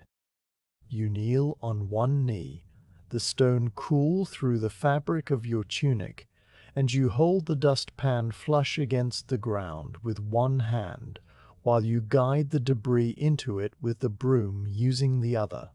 The small bits of leaf and straw rattle softly against the wood, a dry, papery sound, and the dust slides in with a faint hiss. You empty the dustpan into a clay jar that you have brought from inside, a tall jar with a narrow mouth that sits near the door for this very purpose, and the debris falls into it with a soft patter. You return to the threshold and sweep the inner half, the part that lies beneath the door frame itself, working the broom into the corners where the stone meets the wooden jamb. These corners collect a fine grey dust that is a mixture of road dirt and the small fibres that fall from the wool blankets, and you coax it out with the tip of the broom, adding it to the growing pile. When this section is clean, you collect it with a dustpan and empty it into the jar, and the threshold is finished. its pale stone now bare and smooth, ready to greet the feet of arriving travelers. Now you turn your attention to the covered portico that runs along the front of the inn, a narrow walkway with a tiled roof supported by wooden posts, its floor made of packed earth that has been hardened by years of foot traffic. The portico is where travelers sometimes pause before entering, setting down their bundles and brushing the road dust from their clothes, and its floor catches everything that falls: crumbs from bread eaten on the bench, wisps of straw from stuffed saddlebags, the occasional dried flower petal carried in from the fields. You begin at the far end, near the corner where the portico meets the wall of the neighboring storage shed, and you sweep with long, gentle strokes that pull the debris toward you in a slow, patient tide. The packed earth floor is different from the stone threshold, softer and more forgiving, and the broom makes a deeper, more muffled sound as it passes over it, a shush that has a slight rasp to it. The dust here is darker than the threshold dust, more like fine soil, and it clings to the broom bristles so that you have to stop occasionally and tap the broom against the ground to dislodge it. You work your way along the portico in sections, sweeping a length of about 3 paces, collecting the debris into the dustpan, emptying it into the jar, then moving on to the next section. The motion is repetitive and calming, your arm moving back and forth with a rhythm that your body settles into, your breathing slow and even. The crickets continue their steady song, and from somewhere far off you hear the low, mournful call of an owl, a single note that hangs in the darkness and then fades.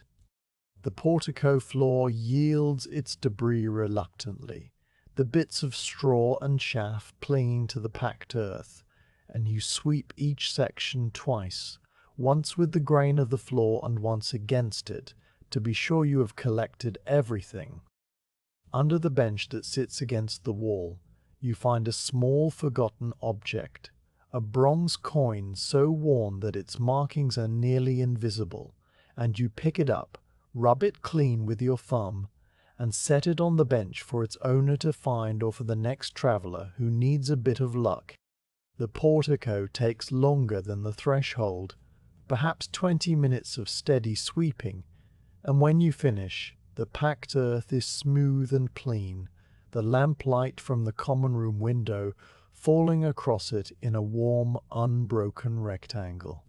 You carry the broom and dustpan back inside, pausing at the main doorway to tap the broom against the doorframe and dislodge the last of the dust from its bristles. The interior of the inn greets you with warmth and the faint scent of olive oil and wool, and you stand for a moment just inside the door, letting your eyes adjust to the lamplight. The floor of the entrance hall is made of flagstones, broad, irregular slabs of grey stone fitted together with narrow gaps between them, and these gaps are the places where dust and small debris accumulate most stubbornly. You set the dustpan down and begin to sweep the flagstones, starting at the door and working inward toward the common room. The broom moves easily over the stone, its bristles finding the gaps and coaxing out the dust that has settled there, a fine, pale powder that is a mixture of road dust, ash from the braziers, and the tiny fibers that wear off the wool blankets. You sweep each flagstone individually, tracing the edges of the stone with the tip of the broom, then crossing the center with a single, long stroke that gathers everything into a small pile. The sound of the broom on the flagstones is sharper than on the portico earth, a crisper shush that echoes slightly in the enclosed space, and you work with a slower pace, making sure that each stone is completely clean before you move on to the next.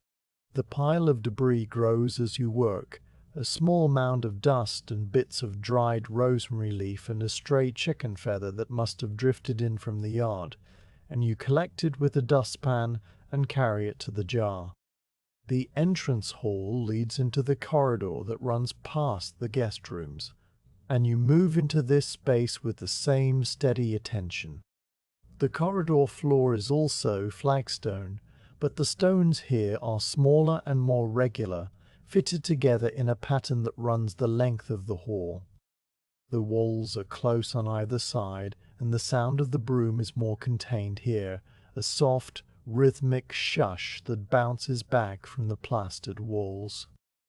You sweep the entire length of the corridor, working from the common room end toward the door of the first guest room, and you pay special attention to the areas directly in front of each doorway, where travelers pause before entering and where the most dust collects.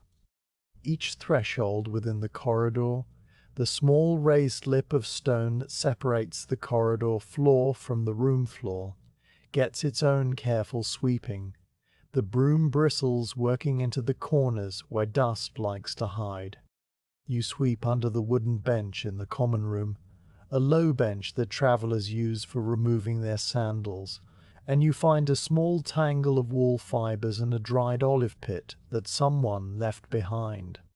The dustpan collects these easily, and you empty them into the jar, which is now growing heavier with the evening's collection. You sweep around the base of a long wooden table, careful not to bump the lamp that still burns there, and you sweep the small space near the door to the kitchen, where bits of kindling and ash sometimes migrate from the hearth.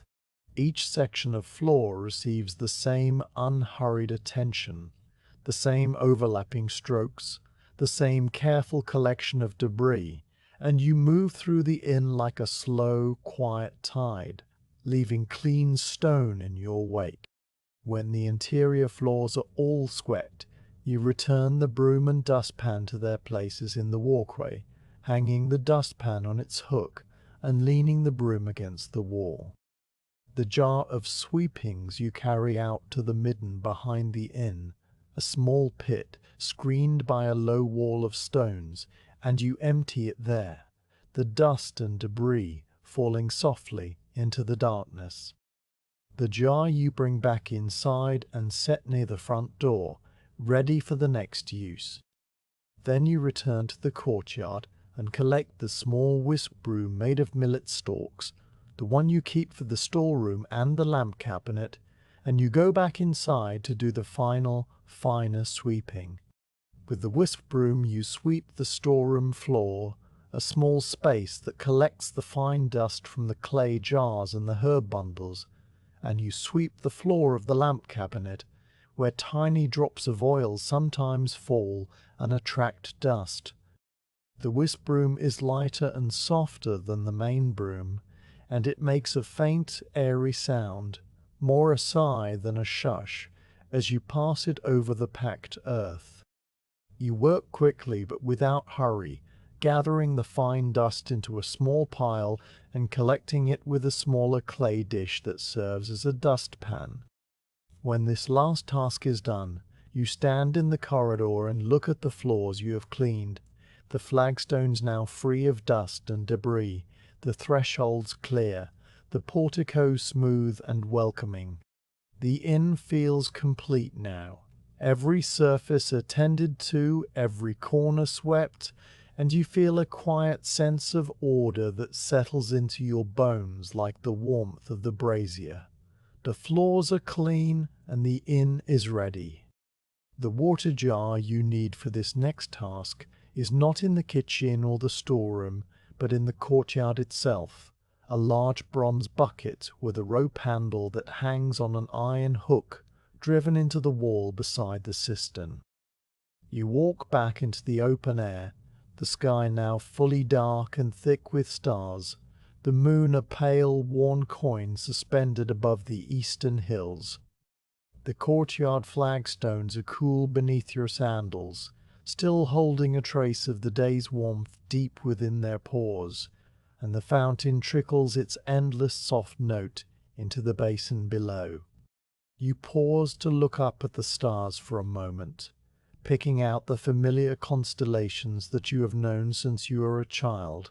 The Great Bear, the Hunter, the bright cluster of the seven sisters that sailors use to find their way at sea.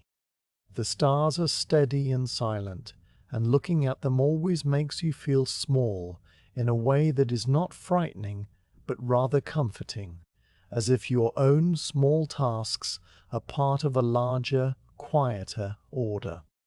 You lift the bronze bucket from its hook, feeling its weight shift as it comes free, the metal cool and slightly rough under your fingers where the bronze has developed a fine patina of dark green and brown.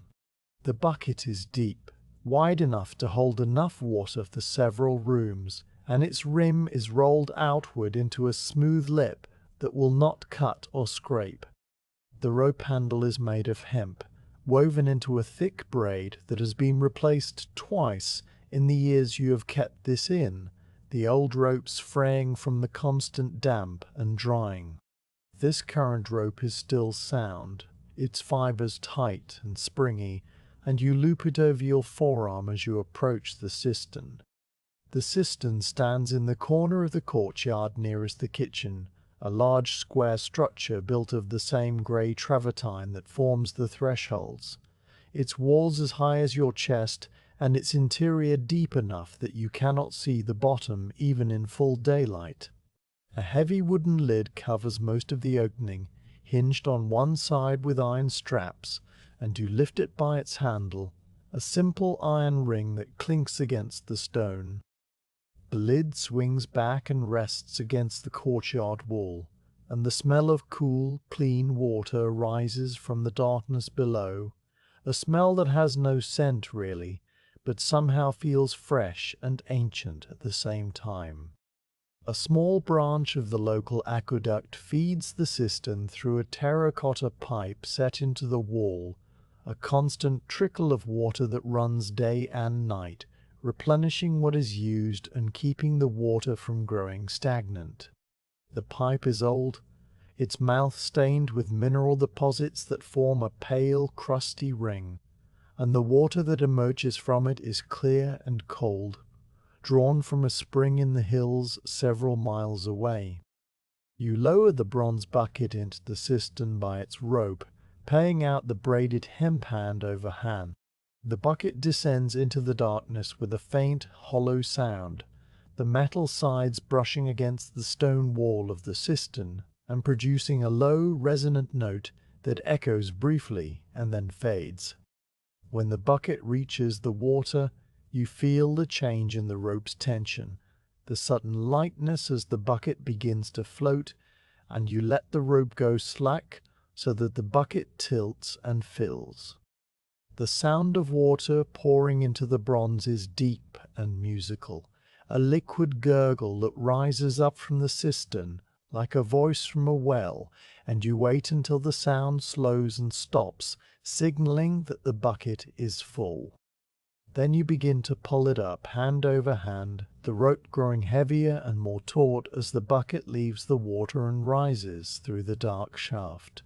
The muscles in your arms and shoulders work steadily, the motion familiar and unhurried, and when the bucket reaches the lip of the cistern, you guide it onto the stone edge with a careful, two-handed lift that spills not a single drop. The water in the bucket is dark and still, its surface reflecting the stars above like a small, round mirror. When you disturb it by setting the bucket on the flagstones, the reflection shatters into 1,000 tiny points of light and then slowly reforms. The water is cool, almost cold, and when you dip your fingers into it, you feel the chill spread up through your hand and wrist, a clean, sharp sensation that is pleasant after the warmth of the braziers. You leave the bucket on the flagstones for a moment and go to fetch the terracotta jugs that will carry water to the rooms. The jugs are kept in the kitchen, lined up on a low shelf near the door. There are 6 of them in total, each one of a size that can be carried easily in one hand, with a pinched spout for pouring and a single loop handle on the side. The clay is a warm orange-brown unglazed, except for a thin wash of slip that gives the surface a slight sheen, and they're all slightly different shapes because they were made by different potters over the years. Some are taller and more slender, others shorter and rounder, but they all hold roughly the same amount of water, enough for a night's drinking and a morning wash.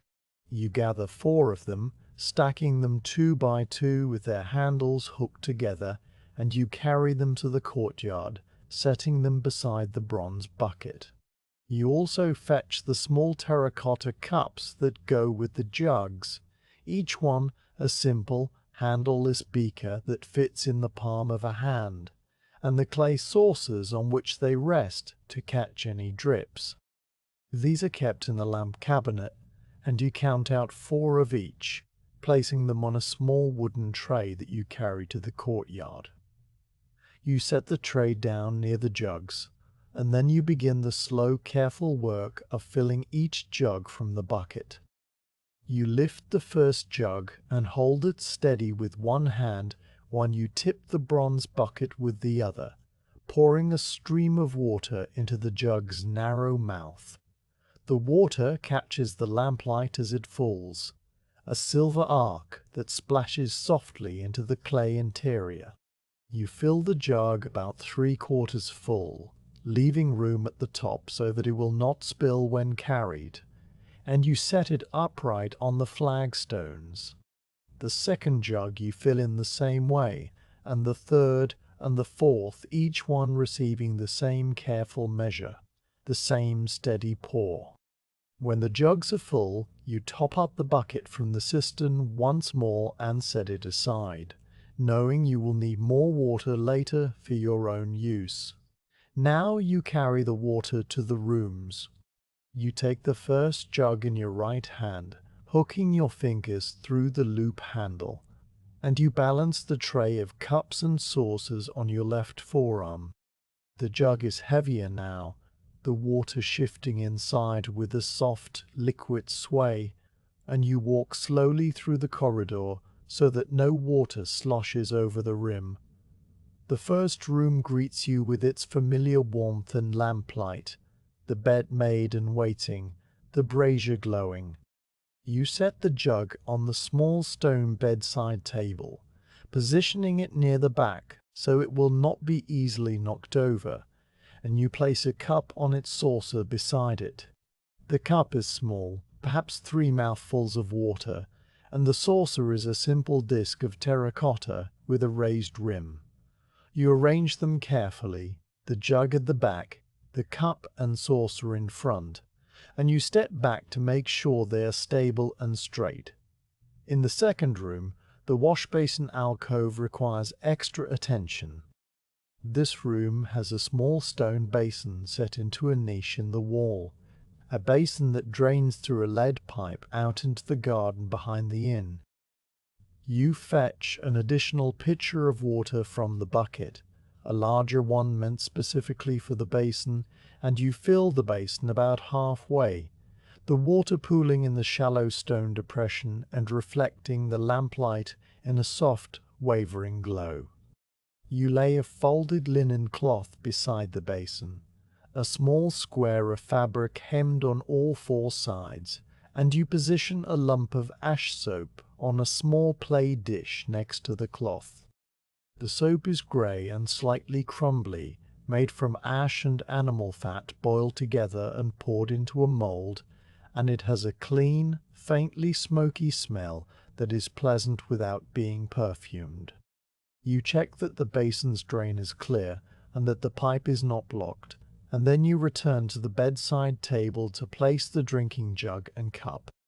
The third and fourth rooms receive their water jugs and cups in the same manner, each bedside table now holding its small collection of clay vessels, the water cool and still inside them. You move through the corridor with the tray, placing the last cup on the last saucer, and then you return the empty tray to the kitchen and fetch the remaining 2 jugs. These you fill from the bucket and carry to the common room, where you place one on the long wooden table for travelers to share, and one on a small shelf near the entrance door, where a thirsty arrival can find water immediately, without having to ask. The common room jug is larger than the others, a shared vessel, and you place several cups beside it, enough for a small party. The water is now in its proper places, and you return to the courtyard to empty the last of the bucket into the fountain basin, freshening the water there. You rinse the bucket with a splash of water from the cistern, tipping it out onto the flagstones, where it spreads in a dark, glistening sheet, and then slowly drains away through the gaps between the stones. You hang the bucket back on its hook, the metal still wet and gleaming in the starlight, and you close the cistern lid, the heavy wood settling into place with a low, solid thump. You pause in the courtyard and listen to the sounds of the inn. The fountain continues its soft, steady trickle, a sound so constant that you almost do not hear it anymore, and the crickets are still singing in the fields beyond the wall.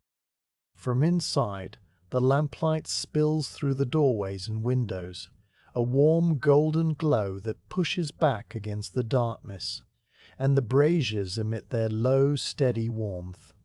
The inn is quiet and full of a deep, settled peace, and you feel that peace as a physical thing, a softness around your heart, and a looseness in your shoulders. The water is ready, the jugs are filled, the cups are waiting, and any traveller who wakes in the night with a dry throat will find cool water within arm's reach. You think of this small comfort, the gift of water in the dark, and you nod once to yourself before turning back toward the kitchen to prepare the small welcome gestures that will complete the rooms.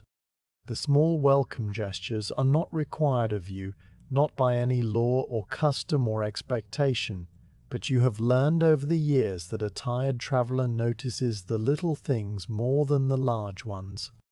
A bed is a bed, a roof is a roof, but a sprig of rosemary on a pillow or a few dried figs on a plate speaks of a care that goes beyond simple commerce.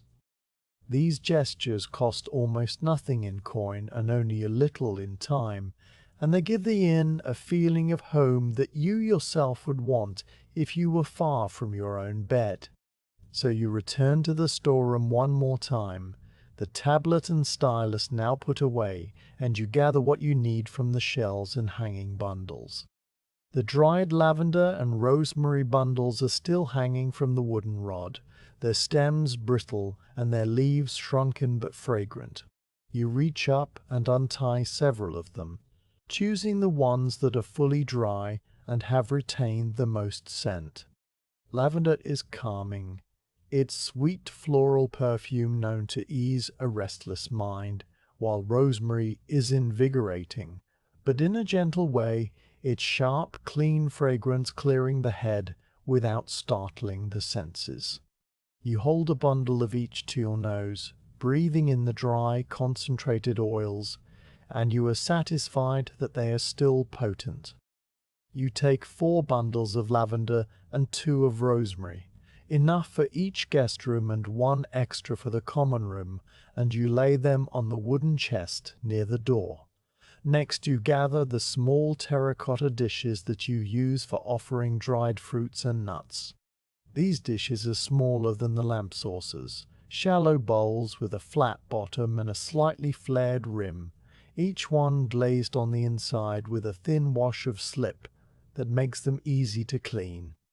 You keep a stack of them on a low shelf in the storeroom, and you count out 2, setting them beside the herb bundles.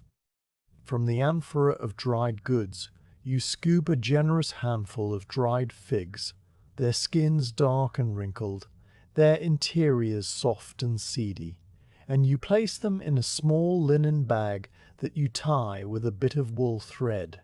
A second handful of almonds goes into another bag, The nuts pale and smooth, their shells removed long ago. These provisions are simple, the kind of food a traveller might carry in their own satchel, but having them waiting in the room removes the need to rummage through packs after a long day on the road. You also fetch an extra wool blanket from the storeroom, the lighter one that you set aside earlier. It is undyed, a natural cream color with flecks of darker fiber scattered through the weave, and it is softer than the rust-colored blankets because it has been washed more often.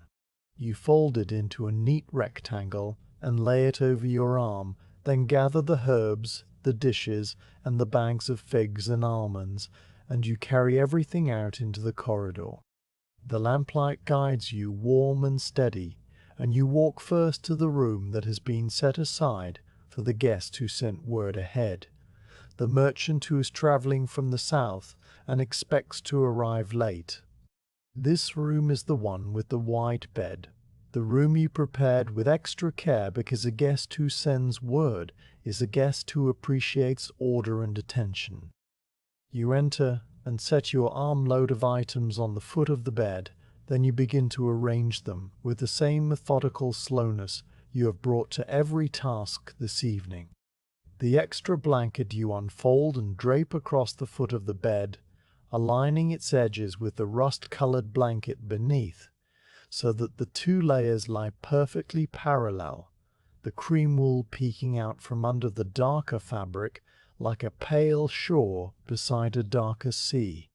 You smooth the top blanket with your palm, pressing out a small wrinkle near the corner, and you fold back the top edge of both blankets together, creating a double-layered cuff that will be easy for the guests to pull up in the night.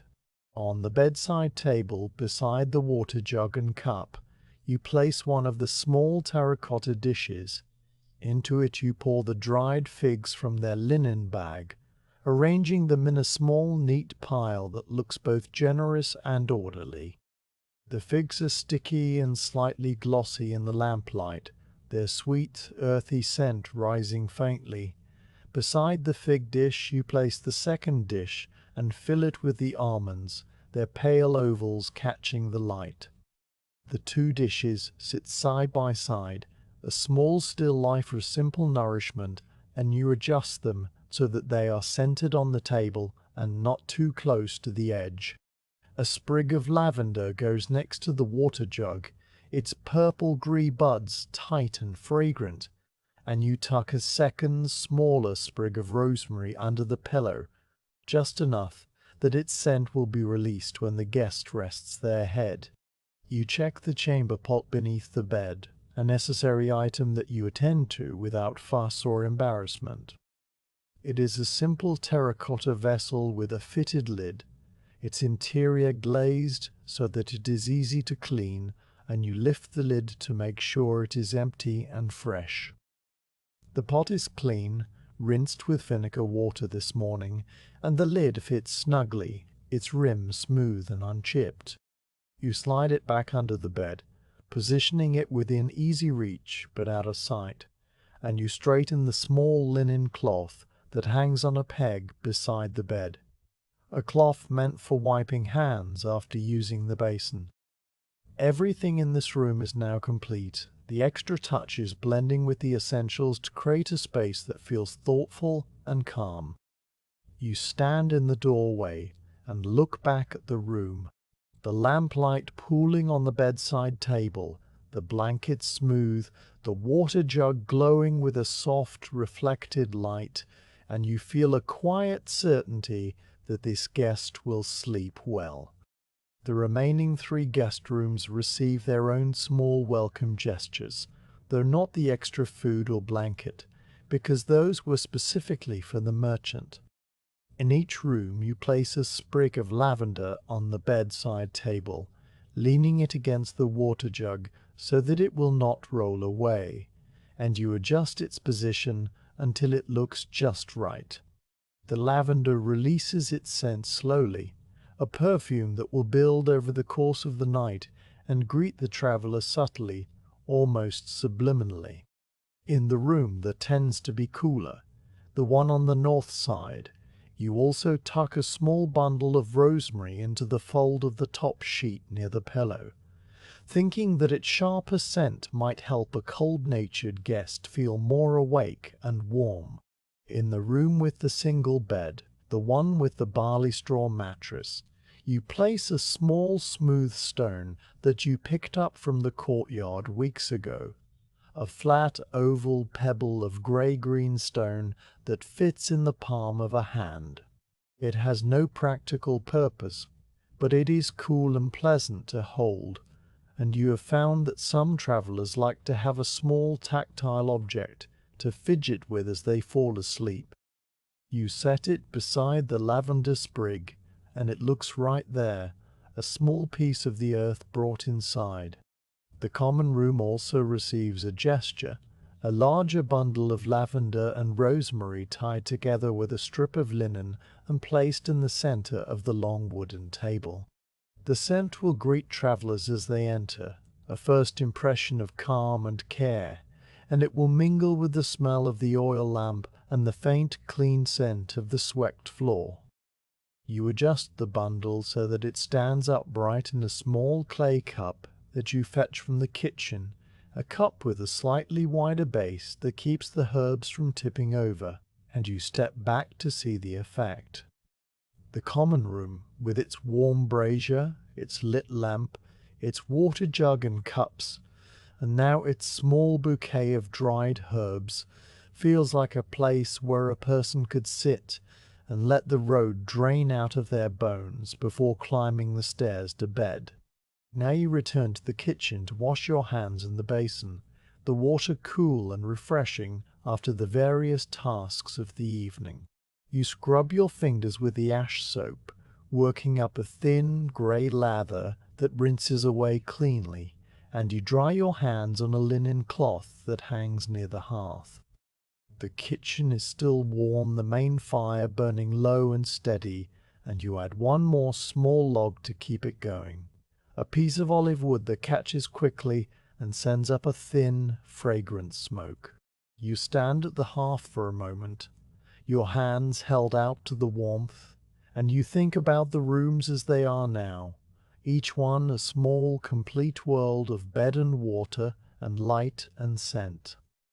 There is one final check you like to make, a purely visual survey of each room from the threshold, not entering but simply looking. You walk back through the corridor and stop at each doorway, your hands clasped loosely behind your back, and you let your gaze travel slowly across the room. In the first room, the lamp burns steadily, its flame a small, upright teardrop of light. The bed is smooth and even, the pillow plump, the water jug and cup in their proper places, the lavender sprig a pale, slender shadow against the terracotta. The brazier glows with a deep, steady red, and the air is warm without being stuffy. You nod and move on. The second room is the same in its essentials, but slightly different in its details. The bed a little smaller, the wash-basin alcove catching the lamplight in a soft gleam. You notice that the linen cloth beside the basin has a slight fold in one corner, and you cross the room to straighten it, smoothing the fabric with your fingers until it lies flat. The third room is the one with the oldest bed, and you see that the frame's dark chestnut wood has a fine crack near the foot, a crack that has been there for years and has never grown larger.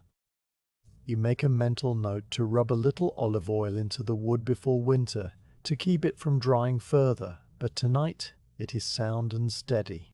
The fourth room, the merchant's room, you linger at for a longer moment, checking that the extra blanket is still smooth, that the dishes of figs and almonds are still scented, that the rosemary under the pillow is not visible, but that you know it is there.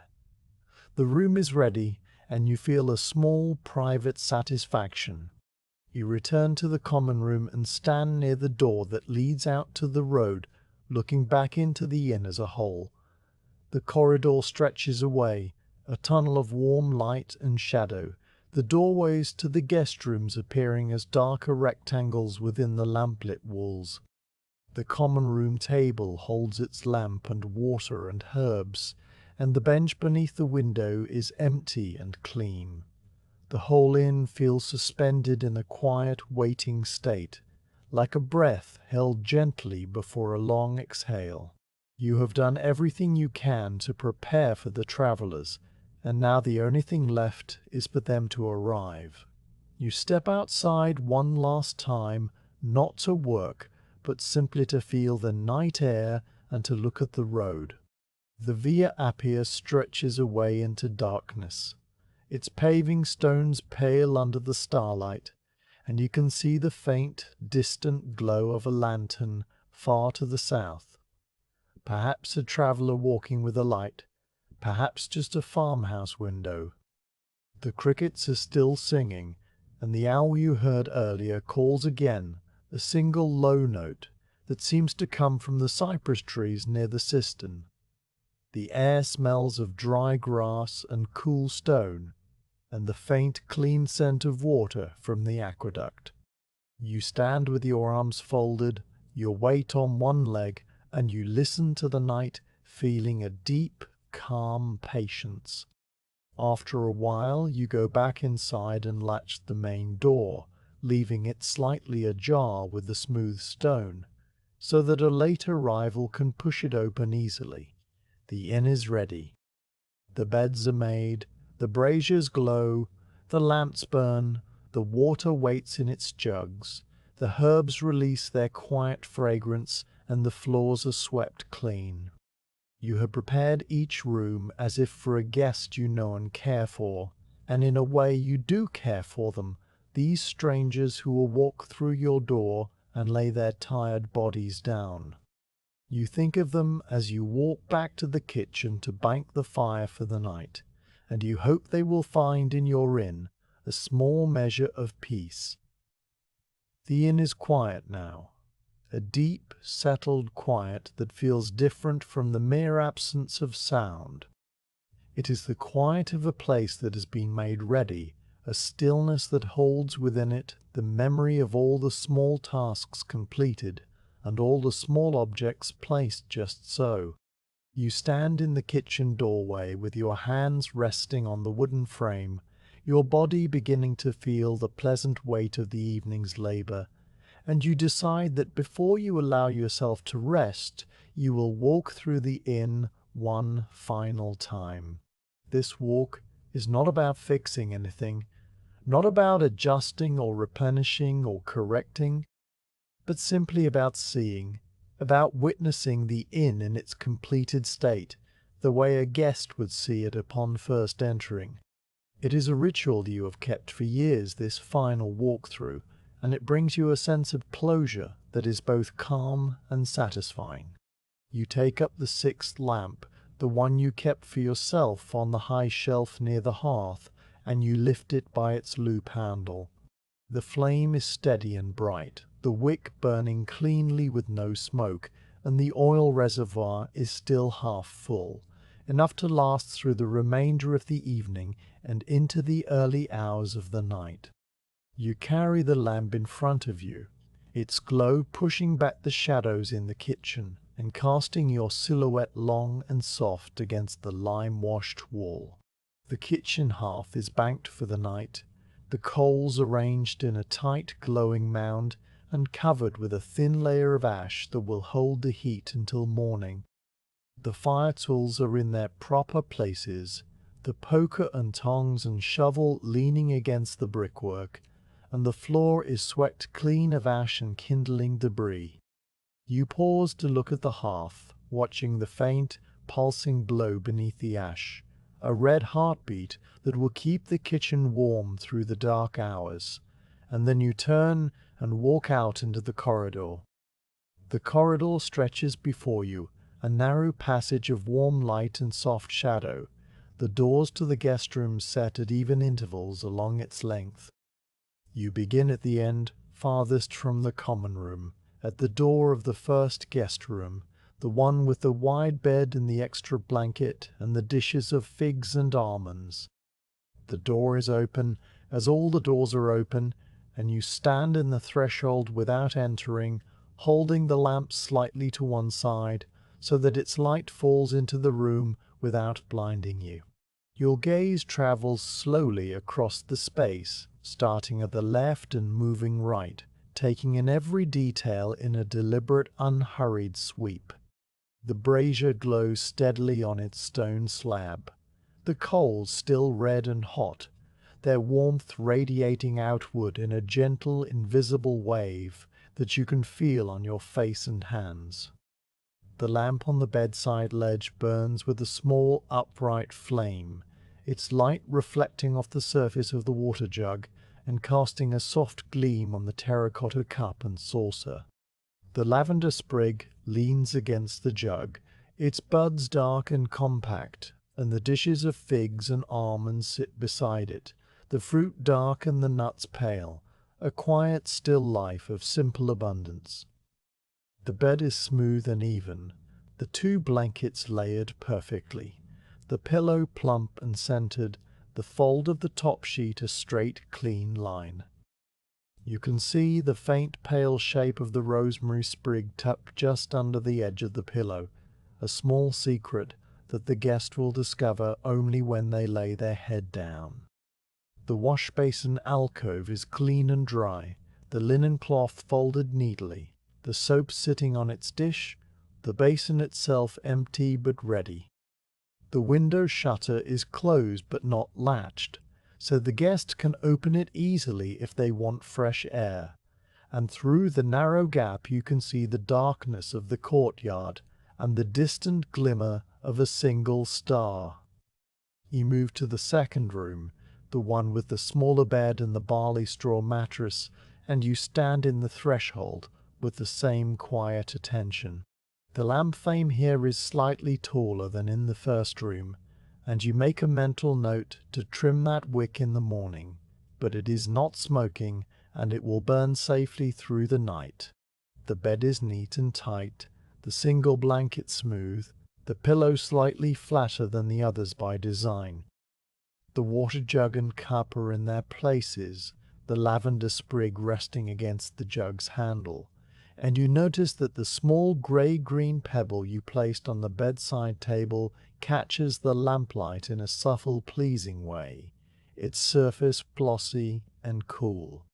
The chamber pot is under the bed, its lid in place, and the floor is clear of any obstacle.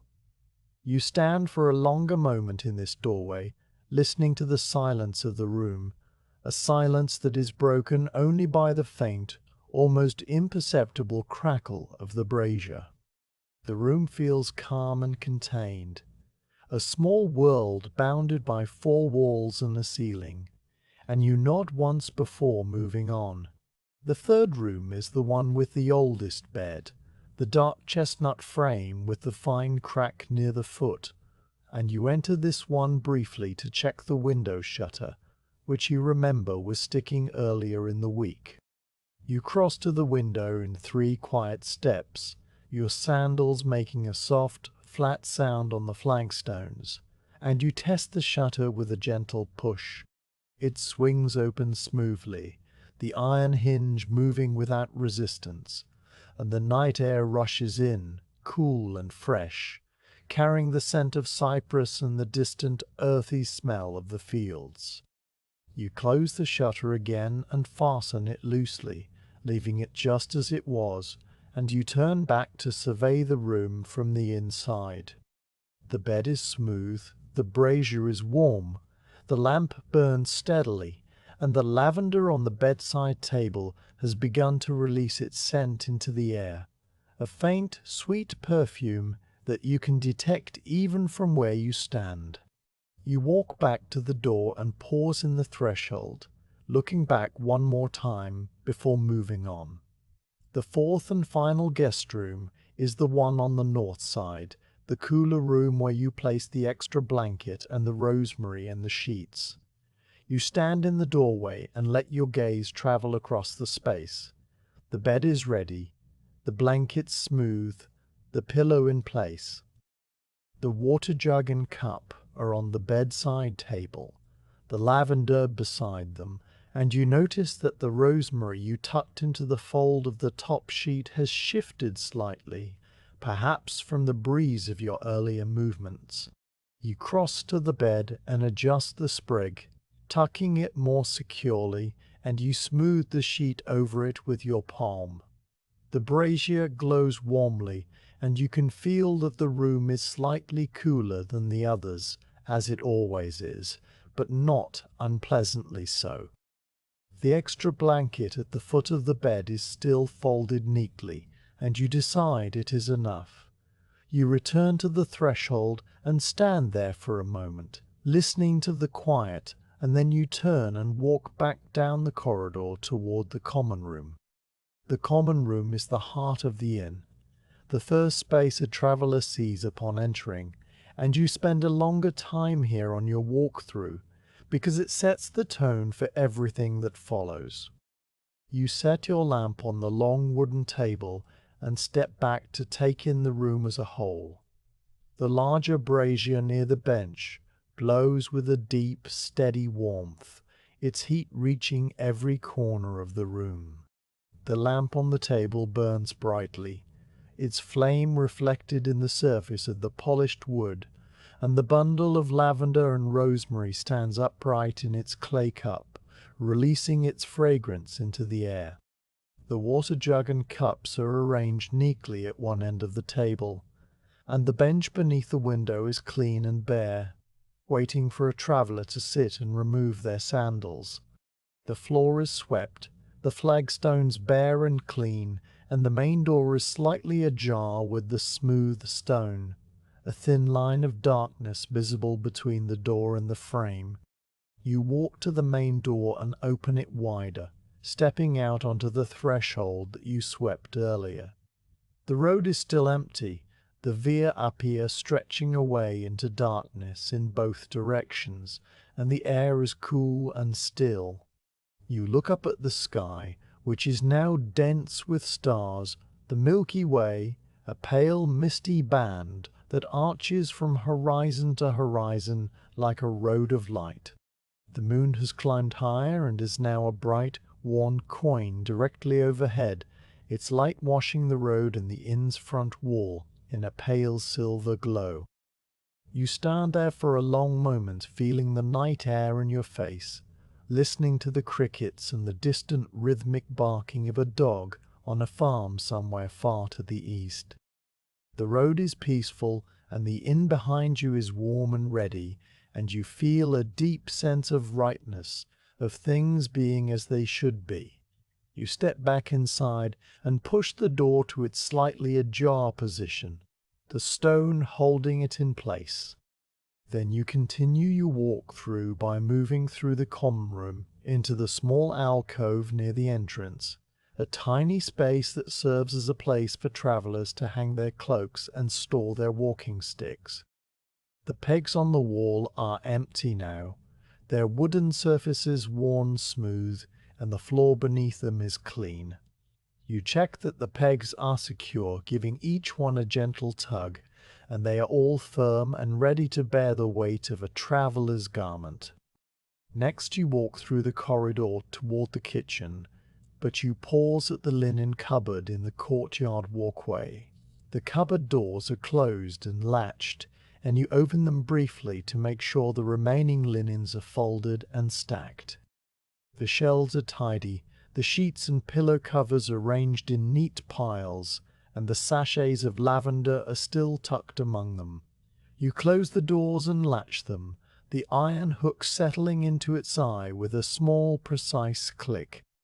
The kitchen is your next stop, and you retrieve your lamp from the common room table before entering. The hearth fire glows beneath its ash blanket, the coals still sending out a gentle heat, and the kitchen is warm and still. The water jugs you did not use are on their shelf, the spare oil jar is on the floor near the lamp cabinet, and the small pitcher for filling lamps is clean and dry beside it. You check that the kitchen window is shuttered, the wooden panel fitting snugly into its frame, and you test the latch with your finger. It holds firm, and no draught enters. The storeroom is the last interior space you visit. You open the wooden door and step inside, holding the lamp high to illuminate the shelves. The blankets are stacked, the oil jars are in their rows, the herb bundles hang from their rod, and the amphorae of dry goods stand against the back wall with their stone lids in place. The spare rush mats are rolled and tied, the spare wicks are in their box, and the flint and striker are on their ledge. Everything is exactly as it was when you completed the inventory hours ago, and you feel a quiet satisfaction at the order you have maintained. You close the storeroom door and return to the courtyard. The courtyard is the final part of your walkthrough, and you step out into the open air with the lamp held low so that its light does not blind you to the stars above. The rope between the columns is bare now, swaying gently in the faint breeze, and the fountain trickles its endless soft note. The flagstones are clean, the cistern lid is closed, the bronze bucket hangs on its hook, and the small pot of olive wood clips sits on the ground near the columns. You walk a slow circuit of the courtyard, your sandals making a soft, measured sound on the stone, and you check that the gate to the back garden is latched, that the small shed where you keep the firewood is closed, and that nothing has been left out of place. You stop in the center of the courtyard and lift the lamp slightly, looking around at the walls that enclose you, the lime-washed plaster glowing warmly in the lamplight, the roof tiles dark against the starry sky. The inn feels whole and complete, every part of it attended to, every corner considered. The walk-through has taken perhaps half an hour, though time has felt soft and stretched, and you are now certain that the inn is as ready as it can be. There is nothing left to adjust, nothing left to just, nothing left to check, nothing left to prepare. You blow out the lamp with a gentle breath, the flame extinguishing with a thin wisp of smoke that curls upward and vanishes, and you stand in the darkness of the courtyard, letting your eyes adjust to the starlight. The night is cool and peaceful, and the inn is quiet behind you, its rooms waiting, its warmth held within its walls. You feel a deep, quiet tiredness now, the kind of tiredness that comes from work completed rather than work left undone, and you know that it is time for your own rest. You walk back toward the kitchen to pour yourself a small cup of watered wine and to find your own bed, the final task of the evening now complete. The walkthrough is complete, and you stand in the dark courtyard with the extinguished lamp in your hand, the metal still warm from the flame that burned inside it only moments ago. The stars are thick overhead, a dense scattering of cold white light that seems almost close enough to touch, and the moon has drifted farther west so that its pale disk now hangs just above the roof tiles of the lodging wing. You feel the quiet of the inn around you like a physical presence, a stillness that has weight and texture, and you know that the evening's work is finally done. There is nothing left to check, nothing left to prepare, nothing left to adjust. The inn is ready, and now it is time for your own rest. You carry the lamp back to the kitchen, navigating the dark corridor by memory, your feet knowing exactly where each flagstone lies and where the threshold of each doorway rises. The kitchen is still warm, the banked coals in the hearth giving off a soft, steady glow that is just enough to see by, and you set the lamp on its shelf above the hearth, where it will wait for morning. The small iron tools are in their places, the water jugs on their shelf, the spare oil jar on the floor, and the kitchen smells of wood smoke and dried herbs, and the faint, clean scent of the ash soap. You pause for a moment, your hands resting on the edge of the wooden work table, and you feel the tiredness in your body as a gentle spreading warmth, the kind of tiredness that comes from a day spent in useful motion. You walk to the small basin in the corner of the kitchen, a shallow stone sink that drains through a lead pipe out into the garden, and you pour water from the pitcher that you keep there. The water is cool, having sat in the clay pitcher all evening, and it splashes softly into the basin. You lean over and cup your hands, bringing the water to your face, and you wash slowly, feeling the coolness spread across your forehead and cheeks and the bridge of your nose. The water runs down your wrists and drips back into the basin with a soft, rhythmic patter, and you scrub your hands with a small piece of ash soap, working the lather between your fingers and over your knuckles. The soap is gritty and grey, and it leaves your skin feeling clean and slightly tight. You rinse your face a second time, then dry yourself with a linen cloth that hangs on a peg, pressing the fabric against your skin with slow, circular motions. The cloth is rough from many washings, but it feels good against your face, and when you are done, you hang it back on its peg and stand for a moment, feeling refreshed. From the kitchen, you walk to the small storeroom behind the hearth, a tiny chamber that is more of a closet than a room, where you keep your personal provisions. There, on a low shelf, sits a small clay jug of watered wine, the wine a pale red that you mixed with water from the cistern earlier in the day. Beside it is a single terracotta cup, slightly larger than the ones you gave the guests, its rim worn smooth from years of use. You pour yourself a modest measure, the wine glugging softly from the jug, and you carry the cup out through the kitchen and into the courtyard, leaving the jug behind on the shelf. The courtyard is as you left it, the fountain trickling its endless note, the rope swaying gently between the columns, the flagstones cool and clean underfoot. You cross to the wooden bench that sits against the wall near the cistern, a simple bench made of pine planks, its surface weathered to a soft silver grey. You set the cup of wine on the bench beside you and lower yourself onto the wood, feeling the slight give of the planks under your weight, and you lean back against the cool, lime-washed wall.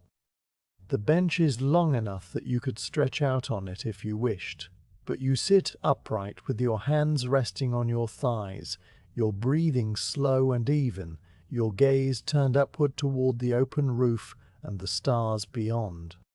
A single lamp burns on the courtyard wall, the one you placed there earlier when you were filling the other lamps, and its flame is a small steady teardrop of light that casts a soft glow on the flagstones and the columns. By its light you can see the shapes of the hanging rope, the outline of the cistern lid, and the dark, slender form of the cypress trees beyond the courtyard wall. The night air is cool but not cold, and it carries the scent of the water from the fountain, the dry, resinous smell of the cypress, and the faint, sweet perfume of the lavender that you placed in the guest rooms, drifting out through the open windows. You lift the cup of wine to your lips and take a small sip, letting the liquid rest on your tongue before swallowing. The wine is slightly tart, with a faint, earthy undertone, and the water has softened its strength, so that it is more refreshing than intoxicating. You hold the cup in both hands, feeling the warmth of the clay against your palms, and you take another sip, smaller this time, savoring the simple, familiar taste. The wine spreads a gentle warmth through your chest, and you feel your shoulders drop, a tension you did not know you were holding releasing slowly into the night. As you sit there, you become aware of the sounds of the night, which had been a constant background murmur, and now come into sharper focus. The crickets are still singing in the fields beyond the road, their rhythmic chirping a steady, pulsing drone that rises and falls in long, slow waves. Somewhere far to the east, a dog barks, a single low note that hangs in the darkness, and then fades, and after a long pause, the dog barks again, a sound so distant it is almost imagined. The inn's wooden sign, the one that hangs on an iron bracket above the front door, creaks softly as it swings in a faint breeze. A low musical groan that repeats at irregular intervals. You listen to these sounds without effort, letting them wash over you, and you feel yourself becoming part of the night's quiet rhythm. Then you hear another sound, closer and more immediate, the low, indistinct murmur of a voice coming from one of the guest rooms. You tilt your head slightly, listening, and you realize that a traveler must have arrived while you were in the kitchen, someone who found the door slightly ajar and let themselves in, as you have instructed late arrivals to do. The voice is too quiet to make out words, just a soft, rhythmic rise and fall, and you guess that the traveler is perhaps speaking to themselves as they unpack their belongings, or murmuring a prayer, or humming a tune from the road. The sound is not intrusive, and it drifts out through the window of the merchant's room, the one you prepared with such care, and it blends with the trickle of the fountain and the creak of the sign and the distant dog. You feel a quiet gladness that the room is occupied, that your preparations have met their purpose, and you do not rise to greet the traveler, knowing that they have found everything they need and that an intrusion would only disturb their settling.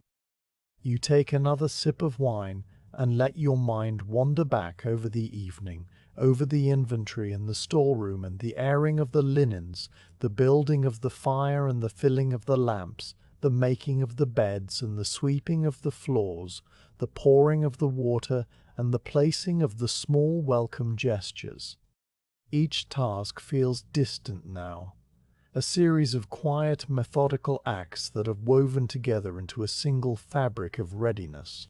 You think of the countless evenings you have done these same things, in this same inn, on this same road, and you feel a sense of continuity that is both humbling and comforting. The inn has stood here for many years, and you have been its keeper for a good portion of your life, and the road has carried travelers past its door for centuries before you were born, and will carry them for centuries after you are gone. You're a small part of a long, slow story, and that thought settles into you like a stone dropping into still water, sending out gentle, widening ripples. You think of the travelers who have passed through your inn, the faces you remember and the faces you have forgotten. There was the old woman who travelled with a cage of doves, the young soldier walking home from a campaign in the east, the family with 3 small children who filled the courtyard with laughter, the silent man who stayed for a week and spoke only to say thank you. There were merchants and farmers, priests and artisans, people fleeing something and people searching for something, and each one brought their weariness through your door and left it behind when they departed. You remember the hands that have touched your doorframe, the shoulders that have rested against these walls, the voices that have murmured in the night, just as the traveller is murmuring now. You feel a quiet affection for all of them, a tenderness that has no name, and you raise your cup in a silent, private toast to the road and those who walk it. The dog barks again, a single note that seems to come from even farther away, and the inn sign creaks, and the fountain trickles, and the traveller's voice has fallen silent now.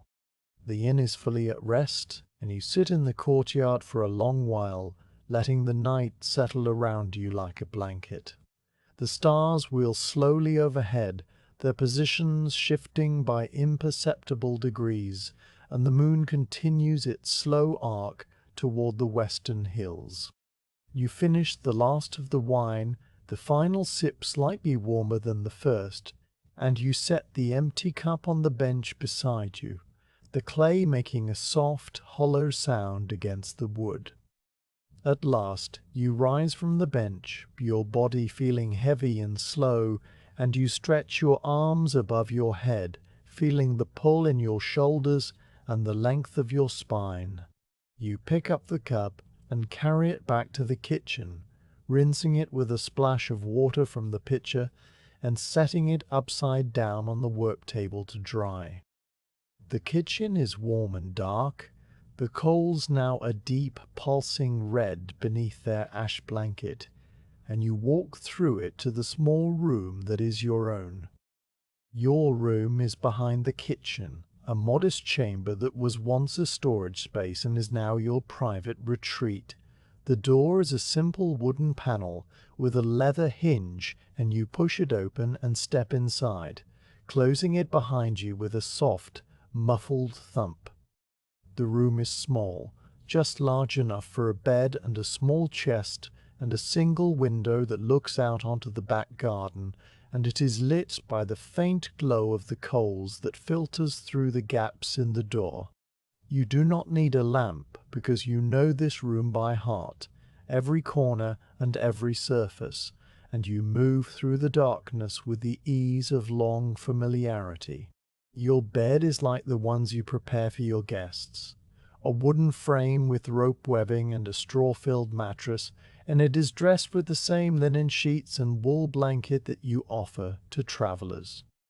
You do not keep a finer bed for yourself, because you believe that the innkeeper should sleep no better than the guest, and because you find a simple bed to be a comfort in its own right. The sheets are cool and smooth, and the blanket is the same rust-colored wool, and the pillow is stuffed with goose feathers and covered with a linen case. You sit on the edge of the bed and remove your sandals, unbuckling the leather straps with slow, practiced fingers, and you set them on the floor beside the bed, aligning them neatly so that you can find them easily in the morning. You lie back on the bed, letting your body sink into the straw mattress, which rustles softly and then settles. The pillow cradles your head, and you pull the blanket up to your chin, feeling its weight and warmth. The room is quiet, but you can still hear the distant trickle of the fountain and the faint rhythmic chirping of the crickets, and these sounds are a lullaby that you have heard 1,000 times. You close your eyes and let your breathing slow, your chest rising and falling with a steady, gentle rhythm, and you feel the last of the day's tension drain out of your limbs and into the mattress. You think for a moment about the traveler who arrived late and is now sleeping in the room you prepared. You hope they are warm and comfortable, that the lavender has eased their mind, that the water jug is within reach, that the bed is as kind to their tired body as yours is to you. You think about the road outside, dark and empty under the stars, and about the other travelers who are still walking, still making their way toward rest, and you send them a silent wish for safety and a warm bed at the end of their journey. Then you let that thought go, releasing it into the darkness, and you turn your attention to the simple, immediate sensations of your own rest. The coolness of the pillow against your cheek, the warmth of the blanket over your shoulder, the slow, steady beat of your heart.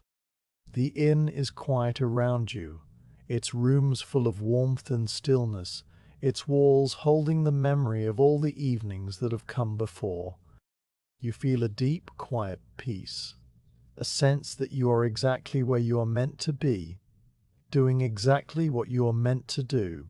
The road will bring more travelers tomorrow, and you will rise and light the fire and prepare the rooms again. But for now, there is only the night and the stars and the soft, steady breath of sleep. You let yourself drift, your thoughts becoming slower and less distinct, and you fall asleep with the same trust in the darkness that you have offered to every guest who has ever crossed your threshold.